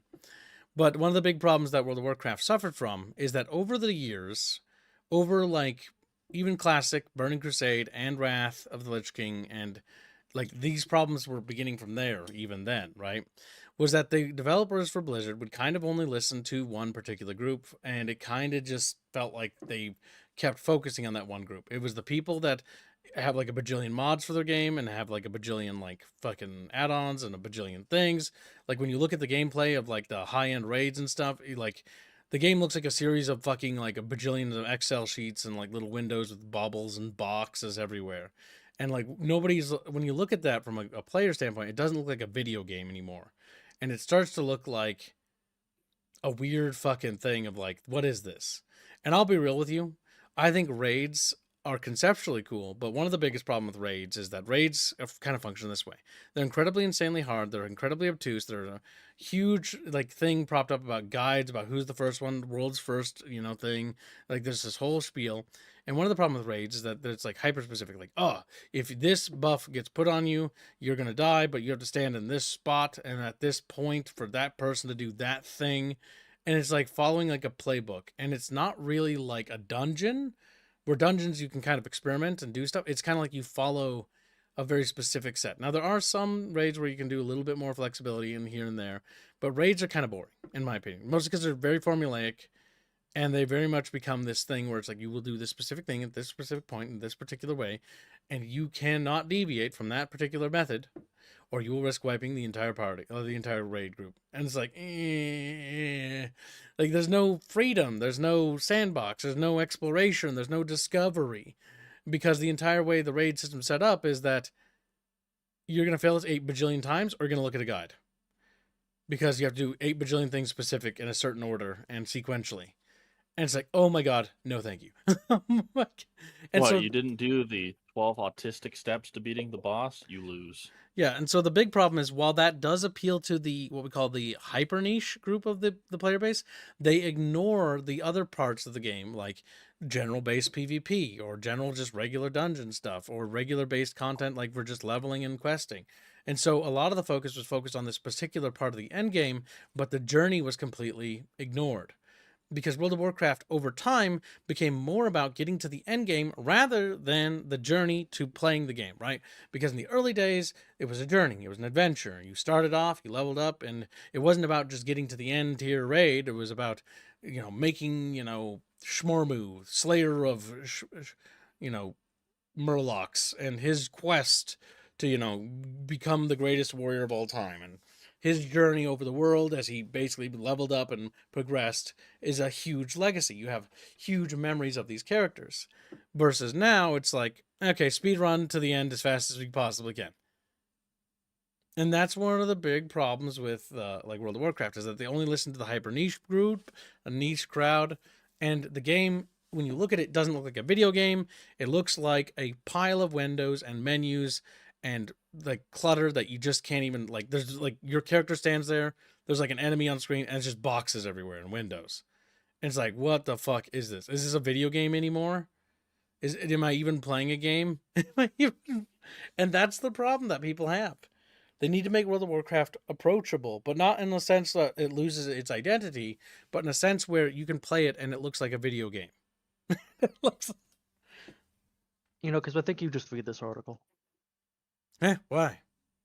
I was going through the Because. history of it. That's what my personal opinion. I know that's It not actually I'm is not the only going one. over stuff, as opposed But to yes. just the other one, which is just a massive bulletin list. That's basically me quickly running through the issues that World of Warcraft went through over its like 20 fucking years of existence, right? Since 2020, no, it's been 30 years, right? Or something. No, it's been 20. I'm stupid. It's been over 20 years. This article is just snippets of actual interviews and from the devs themselves. Yep. And so basically they're trying to push World of Warcraft in a different direction. They're taking risks, they're taking, chances, which honestly is better than the status quo because the status quo is really bad.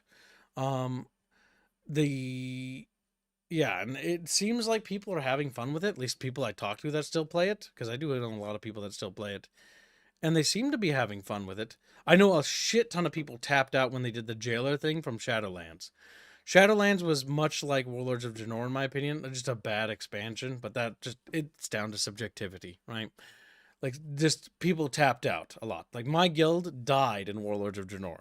So I've got a very negative connotation. I know some people love that thing. For me, Warlords of Draenor was like where my guild died. So it's where the game died. Because these games are social games, and they're very much carried by the group that you play with. And so if your group disappears, or your friend collection that plays this game, it's very hard to get back into it, because you're going to have to, you just solo play it, or you're going to have to join another community. And it's difficult. It's not an easy thing to get into. Either way, moving on. So, between the new housing system and removal of combat mods, Blizzard has been preparing World of Warcraft for its big midnight expansion, the second chapter of the World Soul Saga. But it hasn't just been looking at new content. The developers have also been reworking old arenas and expanding on the decades-old lore that has kept the community so dedicated to the MMO since its 2004 release date. Now, I'm curious what that actually means, but whatever. They state as much in the new interview with PC Gamer, with Associate Game Director Paul Kubit saying, "It would be a shame for us to say that every story has to be told entirely within the context of a new continent or island, or liminal space, wherever we're going. That's why Midnight and The Last Titan, the third part of the World Soul Saga, that's set to launch some few years from now, will build upon all of WoW, revamping the past content." This is a huge issue for those who don't understand. Let me explain.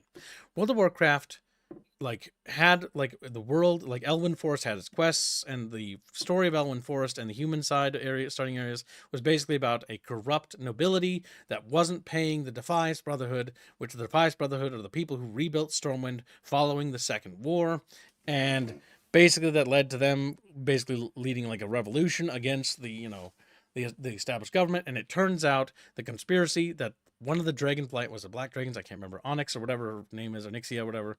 She was actually puppeteering the human kingdom of Stormwind, and it's like this huge conspiracy. And like this is the quest line, right?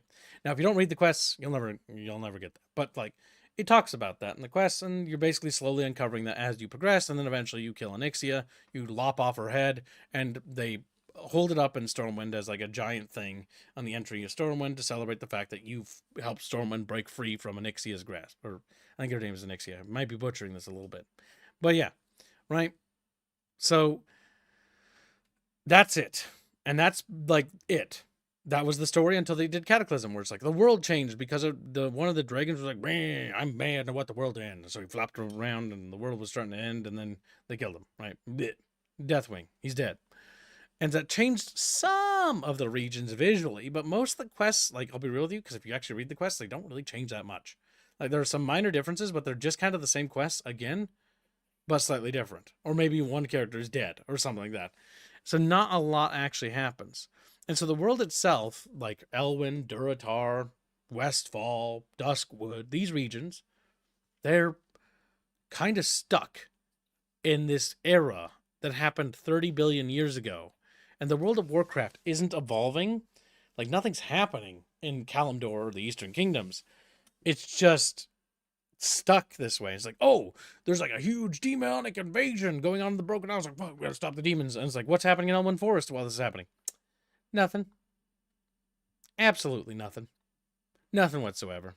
The same thing that was happening the last when they last changed the main world, which was Cataclysm. And so this is actually a positive change. This is actually really cool because now the actual world is changing, right? For example, it's annoying when you think about it, like, oh my god, Nomergon. The gnomes still haven't reclaimed Nomergon, despite me having done the dungeon. Nomergon as a city is still fucking infested with lepers and trogs. Or, for instance, it's like we clapped our fucking White Mane's cheeks, right? Like, the Scarlet Crusade should be basically all but fucking yeeted, but they're still there. The world hasn't really changed. The effects of the Third War and its scars are still present. They haven't really changed. The Plague Lands haven't been reclaimed by the human kingdoms, nor has the Forsaken really done anything. They're just kind of, the Scourge is still there, just like, hey, I'm still the Cult of the Damned. I should be a faction that would be, blowed out of, like, existence, because everybody should probably just finish me off because I'm so weak. But they're still there. And the Eastern Kingdom, or not the Eastern Kingdom, sorry, the Plague Lands are still the Plague Lands. Stratholme is still on fire, and it's been on fire for like 2 decades now. Perpetually burning. It's like, damn, there's a lot of wood in that city. It's a lot. Something should. Go ahead. We got a couple donations. Calco donated $2 and says should replace Leon with new characters. Resident Evil. Harlot sent a membership. And he said there's a rumor that they're going to roll WoW subscription into Game Pass. So I looked into that a little bit. The only thing I can see is they erroneously listed a WoW subscription with Game Pass, and they've confirmed numerous times there is no plan to roll WoW subscription into Game Pass at all. So that just seems, rumory. Green Branch on its $5 says Twilight Princess, cooking with Kib sandwich, more lore Kib, more. But I'm not the biggest fan of WoW in general. It just doesn't appeal to me. But I'm always for developers taking risks and actually trying to push their games in new directions, because it's boring to me if a game just sits on its laurels for ever. Yeah, and the big thing that I really like about this on concept is that the world will actually start changing. Like, quit adding new zones, because that's how so to explain it for Shmormu and other people who haven't played this game, World of Warcraft comes out and it introduces the Eastern Kingdoms and Kalimdor, right? 2 continents you can play on, right? And then they do another expansion called Burning Crusade and it introduces the Outlands, which is a new region you can go to. And then they do another expansion which introduces Northrend, and you can finally go to Northrend and explore it, right? And do stuff. They just add zones and stuff, and it's like disjointed. It's there for the expansion. That's it. Yep, and then that's cool. But like, what happened in Northrend after the Wrath of the Lich King expansion? Nothing. Like it's stuck. It's stuck forever being Northrend from Wrath of the Lich King. The world in other parts of the area have changed. Stormwind has a harbor. Stormwind got part of its towers burned, then repaired. Fucking Duratar and Orgrimmar, the city, literally got fucking rebuilt and built up during the what was it? What's his nuts? Hellscream, Garrosh Hellscream, yeah, when he was in charge. And so some of the cities are changing, but you have cities like Silvermoon, right? Or is it Silvermoon? The Blood Elf capital, chat, where it still has the scar of the scourge that walked through it, and they haven't healed their land. It's just still stuck there. And for example, the Draenei that crash landed their city into our planet, their ship, they're still their city isn't rebuilt or isn't repaired. It's still smashed into it. It would be cool to see the progression of these civilizations and societies that they actually build up. Now, what I would like to see is not only them to improve and add more stuff to the world and actually make Elwyn Forest story move on, or the Defias Brotherhood story move on. So the Defias Brotherhood's gone. There's a new thing. New thing happens. Because we do have things like World of Warcraft Classic, where we can go back and we can go play those older versions of WoW, and they are time capsuled, and those are cool. That's nice. But it would be nice if Northrend had something new happen there. It would be nice if the Outlands had something new happen there. It'd be nice if, Duratar showed some sign of progress, or if, Westfall, finally was tamed, and Duskwood maybe had some progression to the stories in these regions. And so that's what they're focusing on now. And that's why it's actually pretty interesting, at least what they're doing on paper here. I like the idea of that. I would love to see the Kingdom of Lordaeron reborn, right? I'd love to see the Forsaken as a faction have to be pushed out, because in the story, they were basically pushed out of the region, if I remember right, in the narrative, unless they came back. I didn't follow you. Correct me if I'm wrong, chat. But the humanity and the various factions of the Alliance were launched a crusade to pretty much push the undead back and take back the fallen kingdoms of Lordaeron and Stormguard, and it's all those northern kingdoms that fell to the Scourge and that fell to the Forsaken. It would be really, really cool if they actually did that. If they actually changed the world, and maybe, because Theramore, by the way, in lore, was mana bombed, now there's no humans there. Maybe some other faction's taken up residence there. But if you go to Theramore, it's still there, right? Or Menthil Harbor. Menethil Harbor is still flooded from the Cataclysm. It's really kind of boring, in my opinion, that it's they never fixed it. The Cataclysm region still look like they've been through a recent disaster movie. And they've been that way for over 10 years. And it's time for them to finally look like maybe they've improved. Well over 10 years. So yeah, I'm all for them actually changing the world for the better and actually taking risks. This is good. That's literally just talking about the environment. World of Warcraft is one of those topics that's fucking huge. So how much stuff did you actually mention here?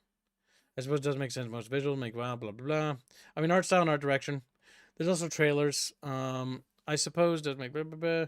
Game designer Jake Shillian has been hard work. Midnight Zones, expanding the older parts of the MMO's story and world, particularly the Amani to pizza. What? We got to flesh out the Zul'jin and the Amani out of this little ball of dough.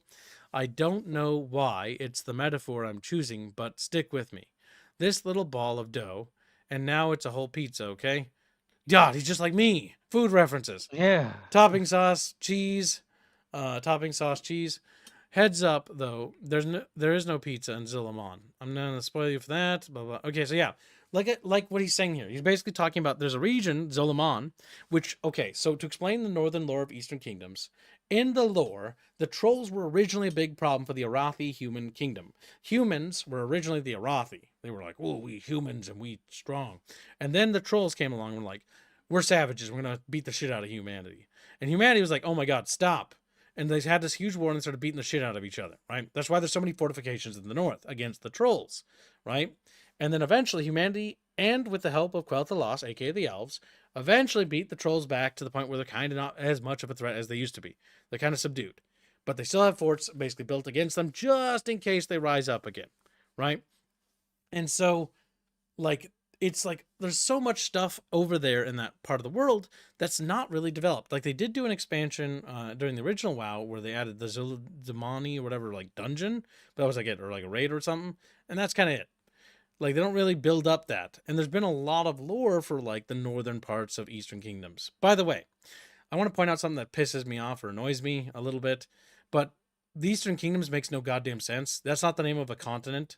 The continent used to be called Azeroth, but then they changed that to the entire planet's name, which is like one of those things that just constantly bothers me. Because, like, who the fuck? It'd be like referring to South America as, like, yes, the Spanish colonies or something like that. Like, what? That's so stupid. But whatever. But yeah, so that's like the big thing with the elves and stuff like that. It's pretty cool, and the writing's really good. World of Warcraft is a really interesting IP, and the Warcraft universe is probably one of the best fantasy settings I think of all time. Just genuinely, it's got some of the best characters, best writing I've seen in a long time. But one of the issues is it's been a long-running series, and one of the issues that these guys are going to have with Midnight is that you got to let some people die. Like, you gotta let Khadgar retire. You gotta let Thrall, the Great Green Pickle, go back to his family or some shit. You gotta, like, let fucking Varian grow up and grow a pair of fucking balls. Stop being a bitch. That's never happening. Like, King Varian's been like, oh, I fucked up once and almost became the Witch King in some bad writing. It's like, okay, like, let's just pretend that didn't happen. And how about you grow your nuts back? Like, Jesus Christ, my dude. And Sylvanas being like, oh, I'm trying to fairy souls. Like, just kill them off. Just kill them off. They've been alive for too long. Like, you got to move the story on. I get that you got these big iconic characters, but it's time to move on. Like, don't get me wrong, White Mane is hot, but she's dead. She's literally a skeleton. Like, we've killed her 8 billion times. We've killed her 8 billion. It's okay to let characters If I'd say die. White Mane's hot, like the amount of people that have been up in that, I don't think so. Listen, she's too pure. No. Not anymore. Humanity. Just like, Varian's kind of traumatized from the whole experience. I know he's traumatized from the whole experience, but the issue is he's traumatized from the whole experience for like decades because it takes him that long to progress the storyline. Like, let me explain something real quickly for chat bros that don't know. Malfurion Stormrage is probably one of the most broken characters in the World of Warcraft storyline. Who is he? He's the Archdruid of the Night Elves. What's his big shtick? He's a very powerful druid, basically almost demigod-like in terms of power. What's he doing half the time? Sleeping. It's like, Sounds okay, like- just like resolve his story or something. Like, you just Listen, he's a sleepy boy kid. Just, like he looks needs his nappies. he looks at the new expansion and he's like, asleep. Asleep. I don't want to have character development in this story. And he just closes his little eyes and goes to sleep. He closes. You know what I mean, chat bros? But yeah. World of Warcraft's one of those things where I can get why some people haven't gotten into it. It's one of those things that's an incredible journey, especially if you were there. And it's like, it's hard to really put into words what it was like. Other than it was like an insane expedition, like an exploration of something huge and titanic. But it's kind of been mapped and discovered now, so it's not like it's the mystery it once was. But it still is pretty cool, and the setting is pretty cool. The biggest problem it suffers from is, again, incompetent writers, people who just don't know how to handle certain characters, or just let characters die, or don't know the lore. Like the Helm of Damnation for the Lich King being broken by Sylvanas with her bare hands, and somehow that opens up the connection to the Shadow Realm, when I want to point out that the Helm of Damnation was built by fucking demons. That's not connected to the Shadow Realm. Like, demons aren't really, like, they're not really, they're kind of interrupting the flow. It's not that it's connected to the flow of life and death. It's not that it's a part of it. Like, the whole thing about the Lich King being the jailer of the dead was entirely due to the fact that the dead weren't allowed to pass on because of the magical scourge. Not because that's how people die in Azeroth or in the world. Like, they just die and then they become undead. That's not how that works. They die, and most times their souls just go on to the next plane. It's those that got interrupted in that transition that are stuck. But yeah, I know a lot about the lore, but I also know that I know barely any, because I've only read like a dozen books or so. Chow2000 says, I'm glad WoW retired Tyrion with me, Cow. All right, back to the dumpster with you. Ragnarok says, do you really think modern WoW writers will make new characters that are worth a damn? Potentially. It's entirely dependent on the writer in question. The reality is that there are many writers that work on these stories. And because I've read the books, I guess I have a bit of a different view. It depends on the author, right? If the person who wrote this quest line or wrote this storyline is retarded, then the storyline and the characters are going to be as smart as the author. AKA, they're going to be brain dead. And they're just going to be uninteresting. But if the person who wrote this actually has an idea for what this character is supposed to be, it's going to be interesting. One of the big problems I will say is that I don't know if it's really worth getting into Midnight. I'm thinking about trying it just for the sake of exploration. But I'll be real with you, the whole Zelatath thing doesn't really get me going. I'm not a feet guy, and that's her quirky chungus thing. She's like, look at my feet and my big tits. And it's like, okay, but like, what are your motivations? She's like, well, my soul was like ripped out of me when I was a child or some shit. And it's like, okay, I mean, that's traumatizing, but like, what are you doing? What are you doing? I get that you were denied a childhood and you were like leeched off of by a void creature, but like, come on, like, big titties aside. Big titties. What the fuck? And yeah. Oh, one last thing to address before we move on from WoW. I think that's pretty much everything, pretty much. Is that WoW has, much like Resident Evil, has the same problem that Resident Evil has. Women and men have two different desires for the game. House making and house is things, people wanted that for a long time. Some people are like, oh, why is there house making things? It's like, yeah, well, people wanted that. And I know a lot of people at the time when I played WoW really wanted that. And now they're getting it and they're happy for it. And good for them.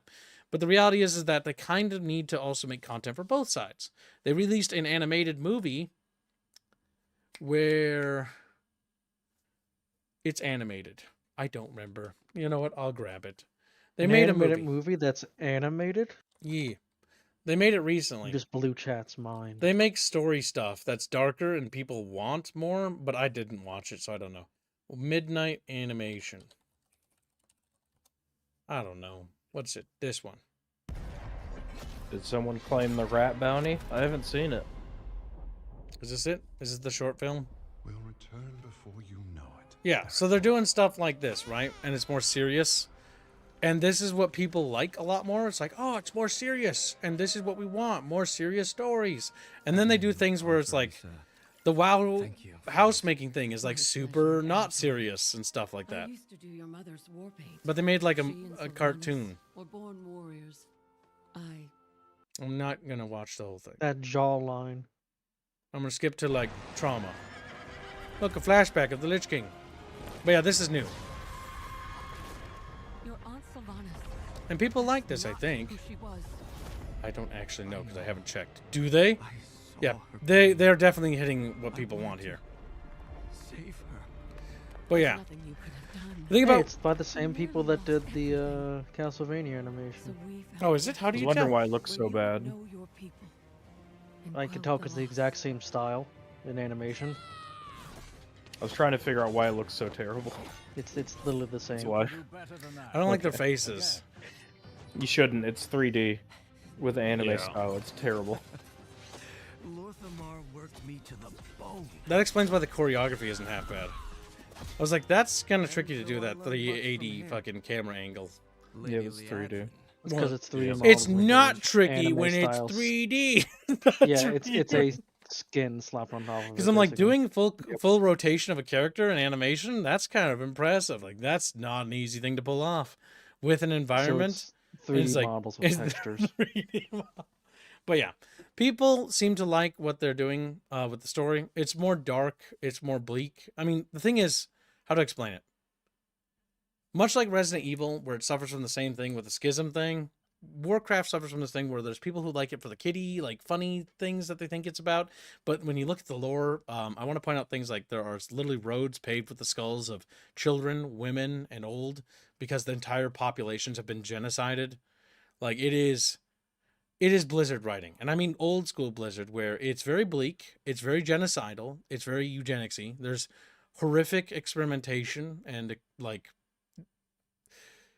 how do I put it? Incredible amounts of like racism, the likes of which you've never seen in real life, like in fantasy world, right? And it's just retardedly over the top. But that's what makes it charming. That's why people like it. But the big problem is that you wouldn't know that because a lot of the media looks like, oh, it's happy, like fantasy wacky. It's like, no. Well, not only that, it's very all their fucked up. old concept art was metal as fuck. Yes. Green Brand points out that this doesn't look like Warcraft at all, and he doesn't. This pause right here, That doesn't look like Warcraft. That could be But from either- anything. I mean, It's like a Destiny raid boss I area. can tell you. Yeah, it does. All right. I'm 90% sure that this is probably Draenei related. If I just pan through it. Is it? Oh, it's High Elf. All right. I guess I have no idea. It looks very Draenei with the purple crystals. It is Draenei. I can tell by the art style. But yeah. No, it seems like people really like this. At least of the 250,000 people that watch this, they seem pretty happy. Well, they're wrong.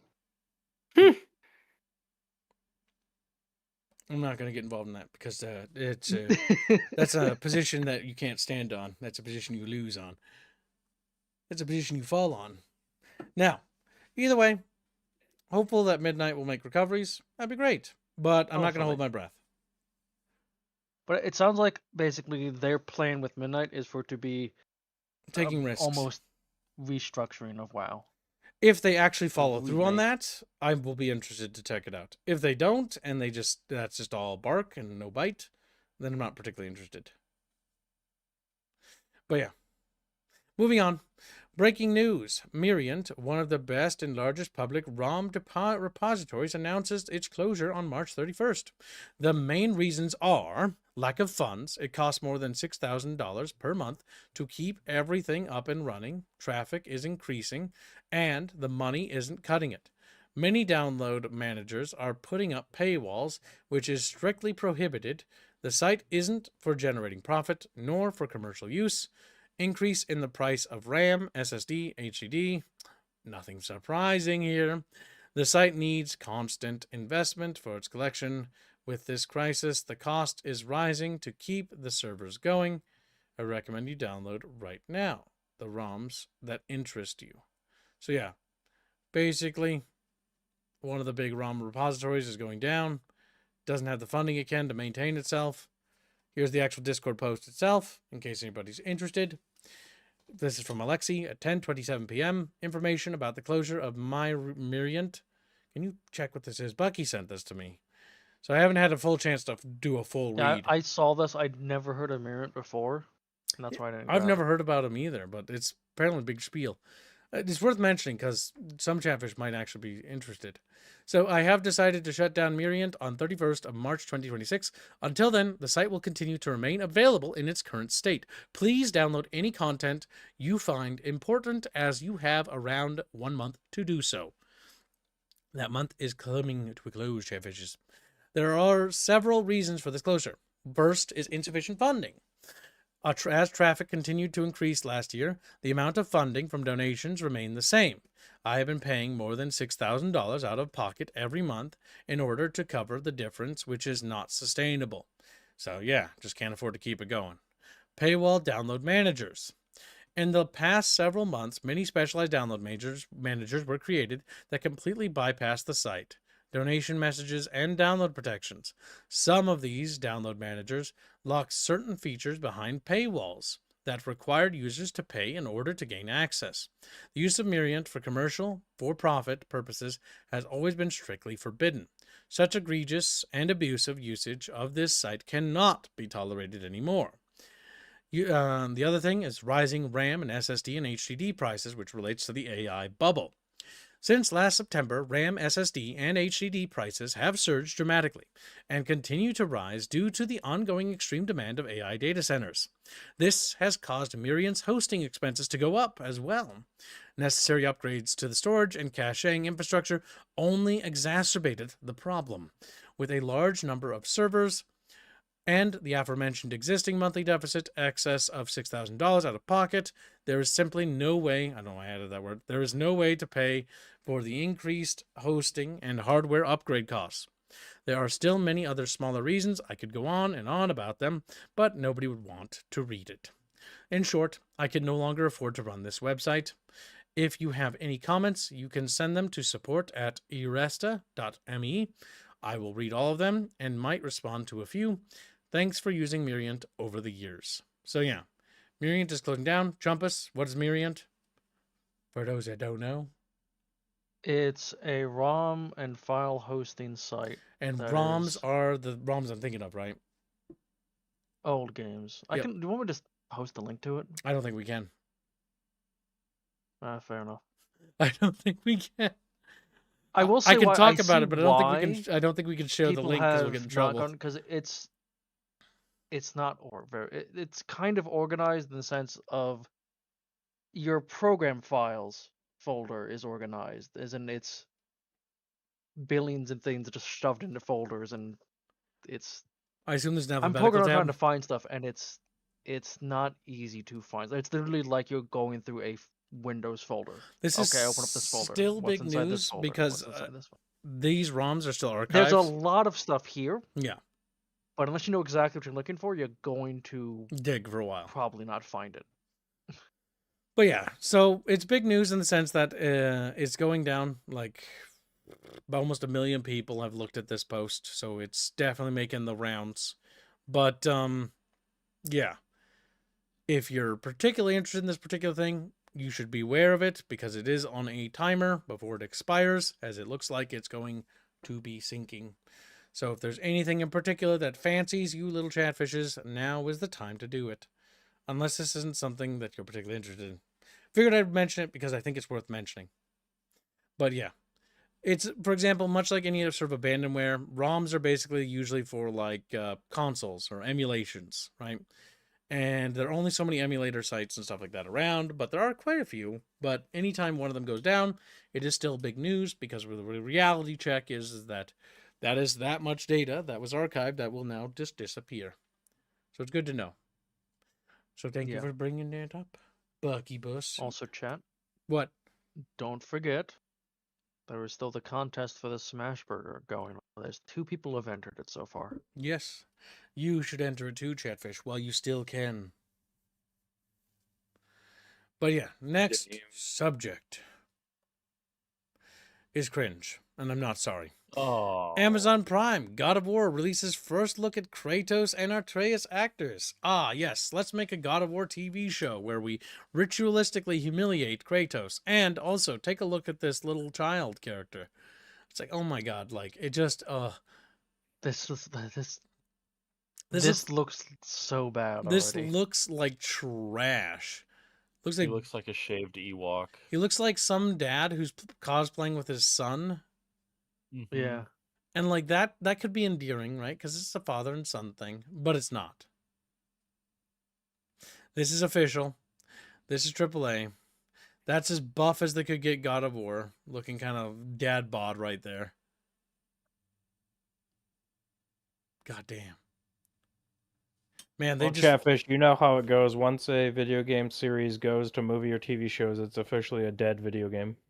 Oh. Yeah, Kingdom Come.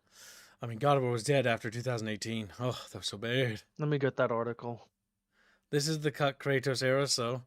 Yes, Kratos got too much pussy, and now he must be... Got too much... What too much pussy does to a motherfucker. Yeah, he basically became Cuctos. Here we have him. What the fuck? I don't like this story. Well, this is the story you get. That's what you get for getting too I much expect pussy. it's going to get the Paramount Halo TV show treatment. It's going to be trash. Your normies that just soy jack over everything will eat it up, but your people who care will cry a single tear and then move on. Yeah. I have an article for after this one. Oh god, it's that fucking little Chungus boy. It's like Chungus boy. Wait, did I get... Oh yeah, we are through all the articles. Okay, so you just grabbed a new one. Yeah, because we're at the end. But yeah, I figured I'd highlight this because it's cringe and I thought it was funny. But that's the only thing I have to say. Yeah, I didn't post the things I wanted to talk about because we kind of talked about it with Resident Evil 9. Kind. I almost forgot about this entirely. Kingdom Come Deliverance director Daniel Vavra is stepping away from the game, or stepping away from game development as a whole, as a career path. The writer and designer will instead helm the efforts to introduce a Kingdom Come movie. So he wants to go make a movie. The director behind Kingdom Come Deliverance games, Daniel Vavra, stepping away, blah, blah, blah. Instead of the outspoken writer and game designer. By the way, this man is very controversial. He's one of those guys that kind of farms controversies intentionally. Yes, he did that for 1 and 2. Yeah. So he is, whether you like it or not, he understands social media relatively well enough to understand some basic principles about it. In the first Kingdom Come, he intentionally agitated left-leaning people to get sales and bring his game to the limelight. But that's the issue with doing that is now the media will sort of blacklist you. So he flip-flopped and did it the opposite direction again to push his game into the limelight. An interesting marketing strategy. I kind of find it terrible. I think it's a bad idea to do shit like that because And no now matter he's, yeah. yeah, now he wants to go in and make movies. I mean, good luck. Movies are a completely different beast than video games. Like genuinely, I'm very skeptical how that's going to work out. So him doing this makes me think that him basically He's being brown nice. nosing all the media people and whatnot for 2, and like, look, the game's now super diverse and all this other stuff, and like that whole thing they did, was to try to get in good to to make this a reality. He's gonna make a movie instead of a game. Potentially. I wonder what this means for Just my theory. not King Art Games, wrong company. I wonder what this means for Warhorse Studios, though. With him out of the picture, he is a prominent figure inside the team. This means that Warhorse Studio is going to be, and anytime a big person like this leaves the studio, it will change the formula. Now, Kingdom Come Deliverance 1, I played a little bit. It wasn't for me because it was very clunky and it ran poorly. And I just never gave the game another chance after they patched it. I gave Kingdom Come 2 Deliverance a chance, and I really enjoyed Kingdom Come 2. I thought Kingdom Come 2 was actually really fun, but there was things that annoyed me about Kingdom Come 2, granted after like 60 hours of gameplay, and it was specifically the Mufasa character, the black dude, and like he was just annoying. He was completely unnecessary and had no real reason to be in the story, and was very much put there as drama bait. Because, yeah, could there have been a Muslim there? Potentially, but not likely. Not likely in the slightest. And so it was one of those things that, while I enjoyed Kingdom Come 2 Deliverance, I think it's fun, worth picking up on sale. I will say that the Musa character is probably the worst part of the game, in my opinion. I think it probably spells more issues inside the studio because he's leaving the most valuable entertainment complex on the planet, video games, to go for a dying industry in the form of movies and television. That tells me there's something serious going on behind the scenes at the studio. Entirely possible. He could also be another one of those, I always wanted to make movies but ended up making video games things. Or I made my video games. It could be a Kojima. I've now done what I wanted, and now I want to move on to a different field. Entirely possible. Like, there's a lot here that we're not going to know about. What we will find out, though, for sure, what Shmurmu said, is as soon as we see Warhorse Studios' next game. If Warhorse Studios' next game looks really bad and rancid, then we know what happened. He knew where the wind was blowing and just jumped ship, like, immediately. It was entirely possible. I'm not sure. Maybe he wants a change of scene. Entirely possible. I mean, he's already fucking loaded with cash. He's also, like, very gray, very old, meaning that he's only going to have, like, a couple games left in him before it's time to retire completely. So if he wants to do a movie, it's also, like, you got to do it. Now's your opportunity. You reach the zenith point. I would not get into the movie making business. Like, as a creator and a writer, I would love to direct a movie. However, financially speaking, it's such a nightmare to imagine, like, just getting that orchestrated, especially for what you want to do. I assume what he would want to do would be live action, so it wouldn't be so bad, but, like, oh my god, I'd want to do animation. So it'd be, like, bajillions of dollars. But yeah, like, I understand from a creator and a directive standpoint of wanting to make a movie. I think all of us kind of want to make a movie. It's like that dream thing. Like, it'd be nice to do at some point, but, like, good luck. But, like, Mamu's kind of right. Like, you're getting into a scene that's kind of not doing well. And I hope his movie turns out great. I genuinely do, but, it's 2026. Hollywood's not really a great place to be. You know what I mean? Hollywood's been dead for a decade. Like, you missed your opportunity. Unless you're going to start something from ground up. Maybe you'll get lucky. Who knows? But, like... So it says right there in the article... Go ahead. That his new role is the creation of the Kingdom Come movie studio. So yeah. When I glanced through it, it sounded like they're planning to make a movie studio as well. Yes, They're Like trying this to isn't use just going to be a one-off movie. it's ambitious. So basically what they're trying to do is Kingdom Come Deliverance. They're trying to establish a not just a franchise, but a multimedia franchise. It's bold. He's taking a huge risk here, by the way, because if that it's a movie studio, like if that does not work out, this whole thing's gonna come tumbling down. And like if it bombs, that's a lot of money. I don't even know if the game studio can pick up the slack. That's all I'm gonna say, because like it's risky. But he's trying to go multimedia. Now, I think it would have been much smarter to do comics and books and focus on small multimedia projects with just authors and less big budget productions.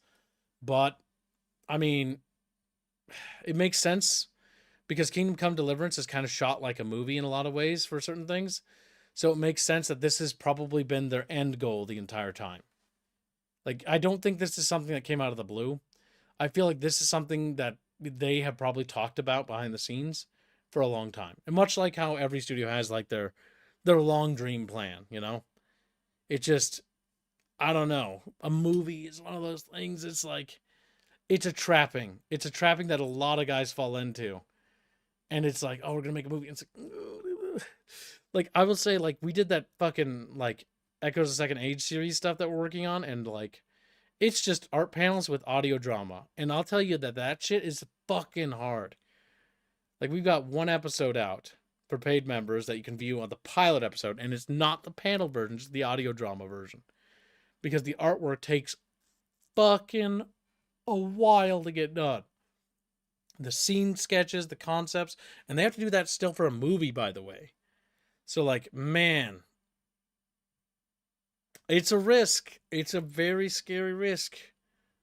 I have a bad feeling that it's not going to work out. Maybe. We'll see. It's a very hyper niche setting to make games about. Settings like this do better in movies in general if it's highly dramatized and has good cinematography. My suspicion though, because of how flip-floppy he is, because you know how people go, but the CD2 isn't woke. It is. Yeah, it has woke elements in it. Like it is. The guy doesn't actually care about culture, blah blah blah. He cares about making money. He tacked it on because there is a gay option in the game. I played the game. I never found it, but I did see how you trigger it. And then there's also a the random Musa character, and again, it's like these things were put in. They're so minor and small that they're not really something you'd notice when you play the game because you don't. But they're put in for a very specific reason, and it's to tick a box. And that box is because of, outsiders. They're checking that box for them. For the wider audience, as it were. Yes. But only time will tell with this guy. I'm personally okay if the studio that made the games go under. I'm sorry, any studio that's willing to bend the knee, no, into the trash. I don't care if they made a game you like. I still think Kingdom Come Deliverance as a formula is actually remarkably good. And not only is it remarkably good, but I do think that while they did boast about it, I think they are right as a studio. They are a very boastful studio, I will say. But I think Warhorse Studio easily eclipses Bethesda in terms of like being the new mainstream RPG. At least from how we saw KCD2's performance. Granted, it was outshined by Expedition 33 because that one had a lot more of the artistic community around it, so it managed to basically eclipse them. It was a pretty tight race for the RPG market for what would be the most interesting. But both games, I think, sold pretty well. Actually, you know what? You're going to make me check because now I'm actually curious. How well did it sell? How well did KCD2 sell? I don't actually know. It sold over 5 million copies within the first year. Damn. Okay. Yeah, it's pretty big. Well, we don't know the production cost, do we? I mean, 5 million copies is huge. Yes, but video game production costs have ballooned. I mean, it's only going to be an estimate. It's estimated to have cost $40 to $41 million to produce.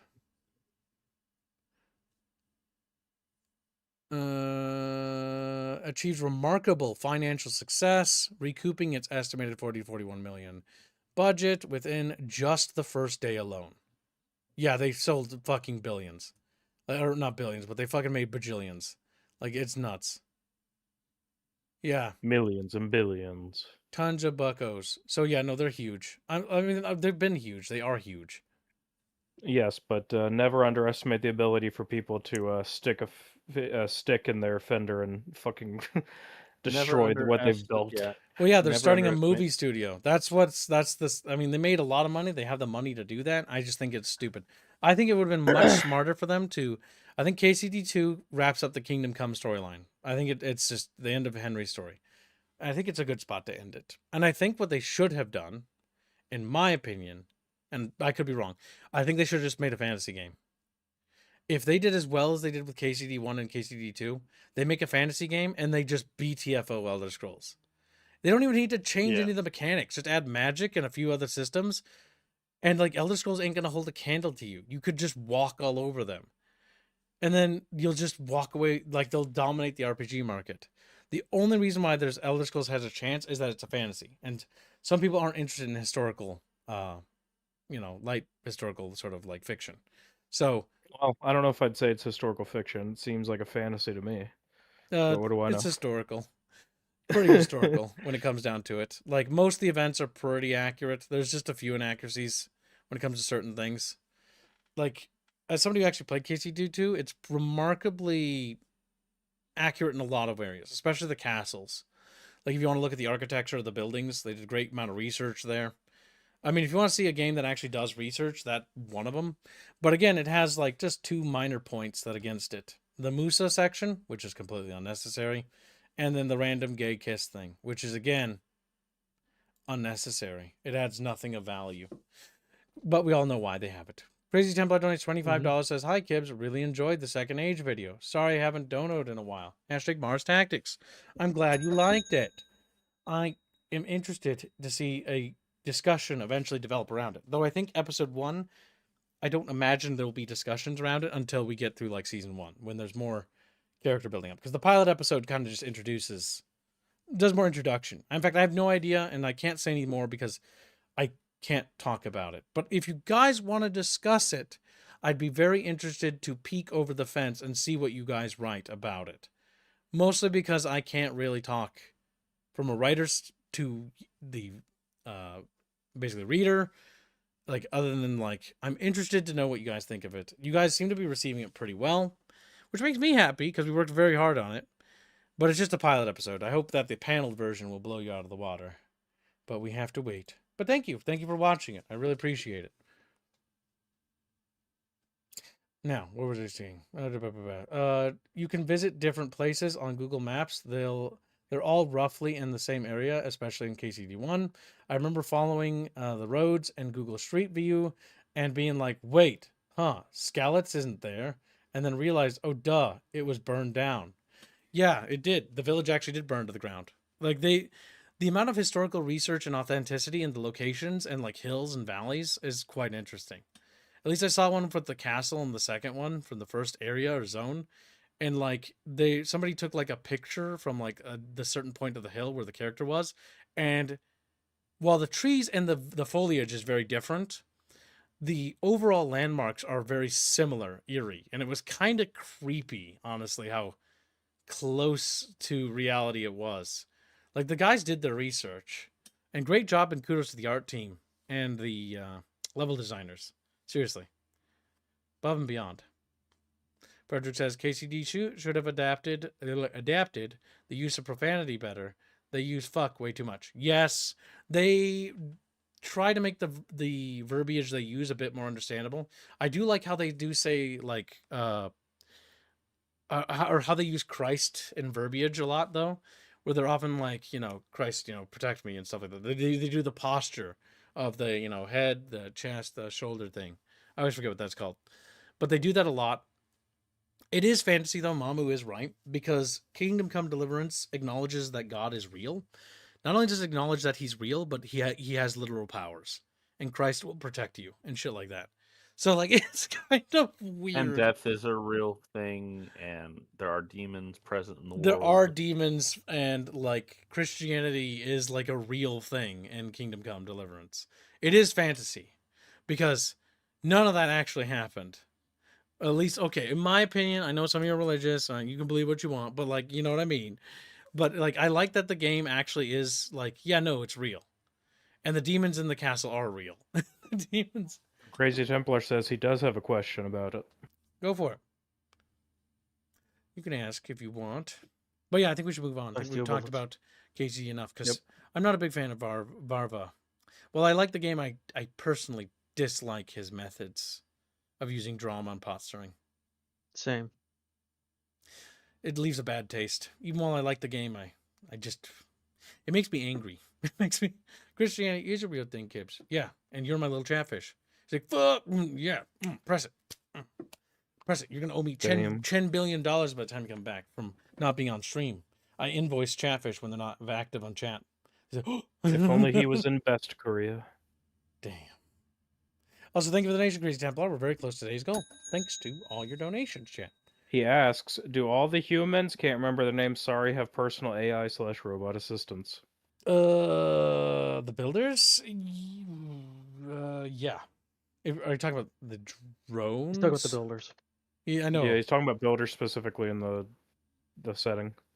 They do. And asking if they all have little drones. They do. That is true. That's one thing that I think the story will. I can't mention. But yeah, they do. I can answer that. Beat Gibbs. I need to not go into detail. I need to just be quiet. Be vague. And be like, yes. Yep, there you or go. no. Just because I was going to spurg there. But yeah, so like the iRobot universe. Oh, God. See, when you say that, God I just willing, immediately Chuck Smith think will be Will there. Smith, and now I'm just thinking Yakub willing even. No, I just imagine like Will Smith standing behind Celeste with his little fucking Will Smith face with his tiny little eyes and beady little mouth. Celeste is Chris Rock. Will Smith as well. Cuck Smith. Oh, damn. You guys have just ruined everything I've spent my life doing. You guys are just Perfect. It's become the 2000s, and it's just derpy now. It's just, and the CG is going to be uncanny in a few years, but it's going to look kind of cool for the action scenes. But some of those face shots, though, for the robots are real bad. Real bad. The goofy little Play-Doh faces. Little drone friends? Yes, they do. Every builder does technically have their own little drone. They're like, sometimes depending on what kind of outfits they're wearing, military suits or whatever, it might be like a brochet or something on like a more casual dress. They can take other forms and other shapes. But yeah, drones play a pivotal role in builder society for just handling menial tasks. Basically, the equivalent of just thinking of your smartphone. Sorta. But if your smartphone was useful in the sense that it could do physical things. It's like, yeah, I want my smartphone to go it's just make an me omni tool. some French fries. And then it goes and makes French fries. Oh, I was going to say, my phone can do physical things. I can throw it at your face and it will hurt you. But yeah. They're quite adorable. I can't wait till you guys see some of the artwork for them. They're pretty derpy looking. Let's see. What if Celeste is Jackie Chan? Well, then, she'll be really good at parkour and stuff. And break her bones during scenes where Did the it drones wasn't give you brain necessary. rot? Well, you'll find out, won't you? Big brain rot. They're just Zoomers now. God damn. Curse my Isn't that elementary Gen Alpha writing. slang? Or is that Zoomer? I don't know anymore. It'll be the Gen Zoomer, the ones who are closer to Gen Alpha. Much like you have the Zillennial problem. Okay. You know, I just noticed something What's that? that I can't unsee, and I'm not going to tell Chad about it. What is it? Tell me. DM it to me. DM it to me. I'll post it in the stream room. Do it now, or we're gonna dock your pay. I noticed something too. What does that mean? Oh no. What does that mean on a philosophical level? Don't worry about philosophical. What about a physical level? Listen, B-teens will happen. It's a little. It might be broken. It might be broken. She be might broken. just be holding it together, honestly. She might just be Is holding Kibbs Chat, attempt you'll to never not know. play High Unless on you Life do. 2? Yeah, he's stalling. We are He is stalling. stalling. Keep He asking me is. questions. We're chat. supposed to start starting in like 3 hours. Yeah, I know. Actually, 2 hours. If we can just delay it to the point where I stream for an hour and I'm like, Bucky, I did my obligation. And Bucky just looks at me, he's like, you son of a bitch. Well, that's all the You articles we son of have, a- chat. So, Yep, that's all we got. Oh, Yeah, that's all we fuck. have. and because this isn't a fireside, chat cannot provide articles. I'm gonna kill you, Crazy Templar. This is why I'll never ever write again. I'm gonna delete all the other episodes that I'm working on. Ah, good thing I have everything downloaded. Give her a zoomer haircut. Just fucking. Oh, she got the side shave. Oh god, that'd be so bad. So bad. I'm gonna poke Sala to draw that. I like how we're intentionally copying a certain era of hairdos too. Like I went through the autism. Here we are, rewinding the clock, chat. Kibbs gets a girlfriend. The downside, she has brain rot. Downside, you say? What are you talking about? Downside. That's an upside. She's got the tisms. No, Kibbs will be like all the guys that can't get a girl in the West, so he goes and gets one over in Japan or something. All right, where's Right. my Japanese wife? Get over here. She's like, oh, Japanese. I okay. don't think you understand no, how no, no. hyper feminist they are. No, no, Yeah. no. Listen, wait until Kibbs goes after to I make Thailand. the mistake, and then she takes half my Oh, money. he Don't gets a worry. lady boy. Nice. I feel so bad for Sala that that's what his country's known for. Like, Well, Sala they're known is for just a something lady else boy. I can't say on Yub Nub. All Salas are femboys. Now, more importantly, unfortunately, I cannot procrastinate any further, little chunky chatfish. We must go and play god awful fucking. I think I'm gonna actually die. Don't worry, chat. You can fund a thumbnail for it, and force Kibbs to play it again. Oh god, it was so bad last time. All right, chat, you A need to be fund for it brave. has started. Now, thank you for stopping by. Thank you for your generous donations. We really appreciate you. You're all the best little fishes ever, except for you, that fish right there. He's like, oh, Except for In fact, you, High Life Greg. 2 is close to being funded. you don't single them out. You just let it be vague, so they think that they're the one. They're the one No. you're talking about. Ah, actually, that No. reminds me. Gregor's is specifically the target. Of I today. said Greg, not Gregors. Hold up. oh, same Oh, that thing. reminds me. Synonymous. Smiling Friends made a very What? chaotic joke, I'll say. About So, what? You know who. Are you talking about the? Oh, you know who? Whoever comes to mind. Yeah, whoever comes to we made a video kind of- that people took in all kinds of directions, and now suddenly they're getting canceled. Curious. Oh my god! I don't think that's related. I don't think it is that. If that came But out, I have though, seen I people would making actually that- be livid because that means that their dream just died for immature. I'm because of the some impression that they people wanted took to. what end is it. a very blatant joke, not actually meant to mean anything.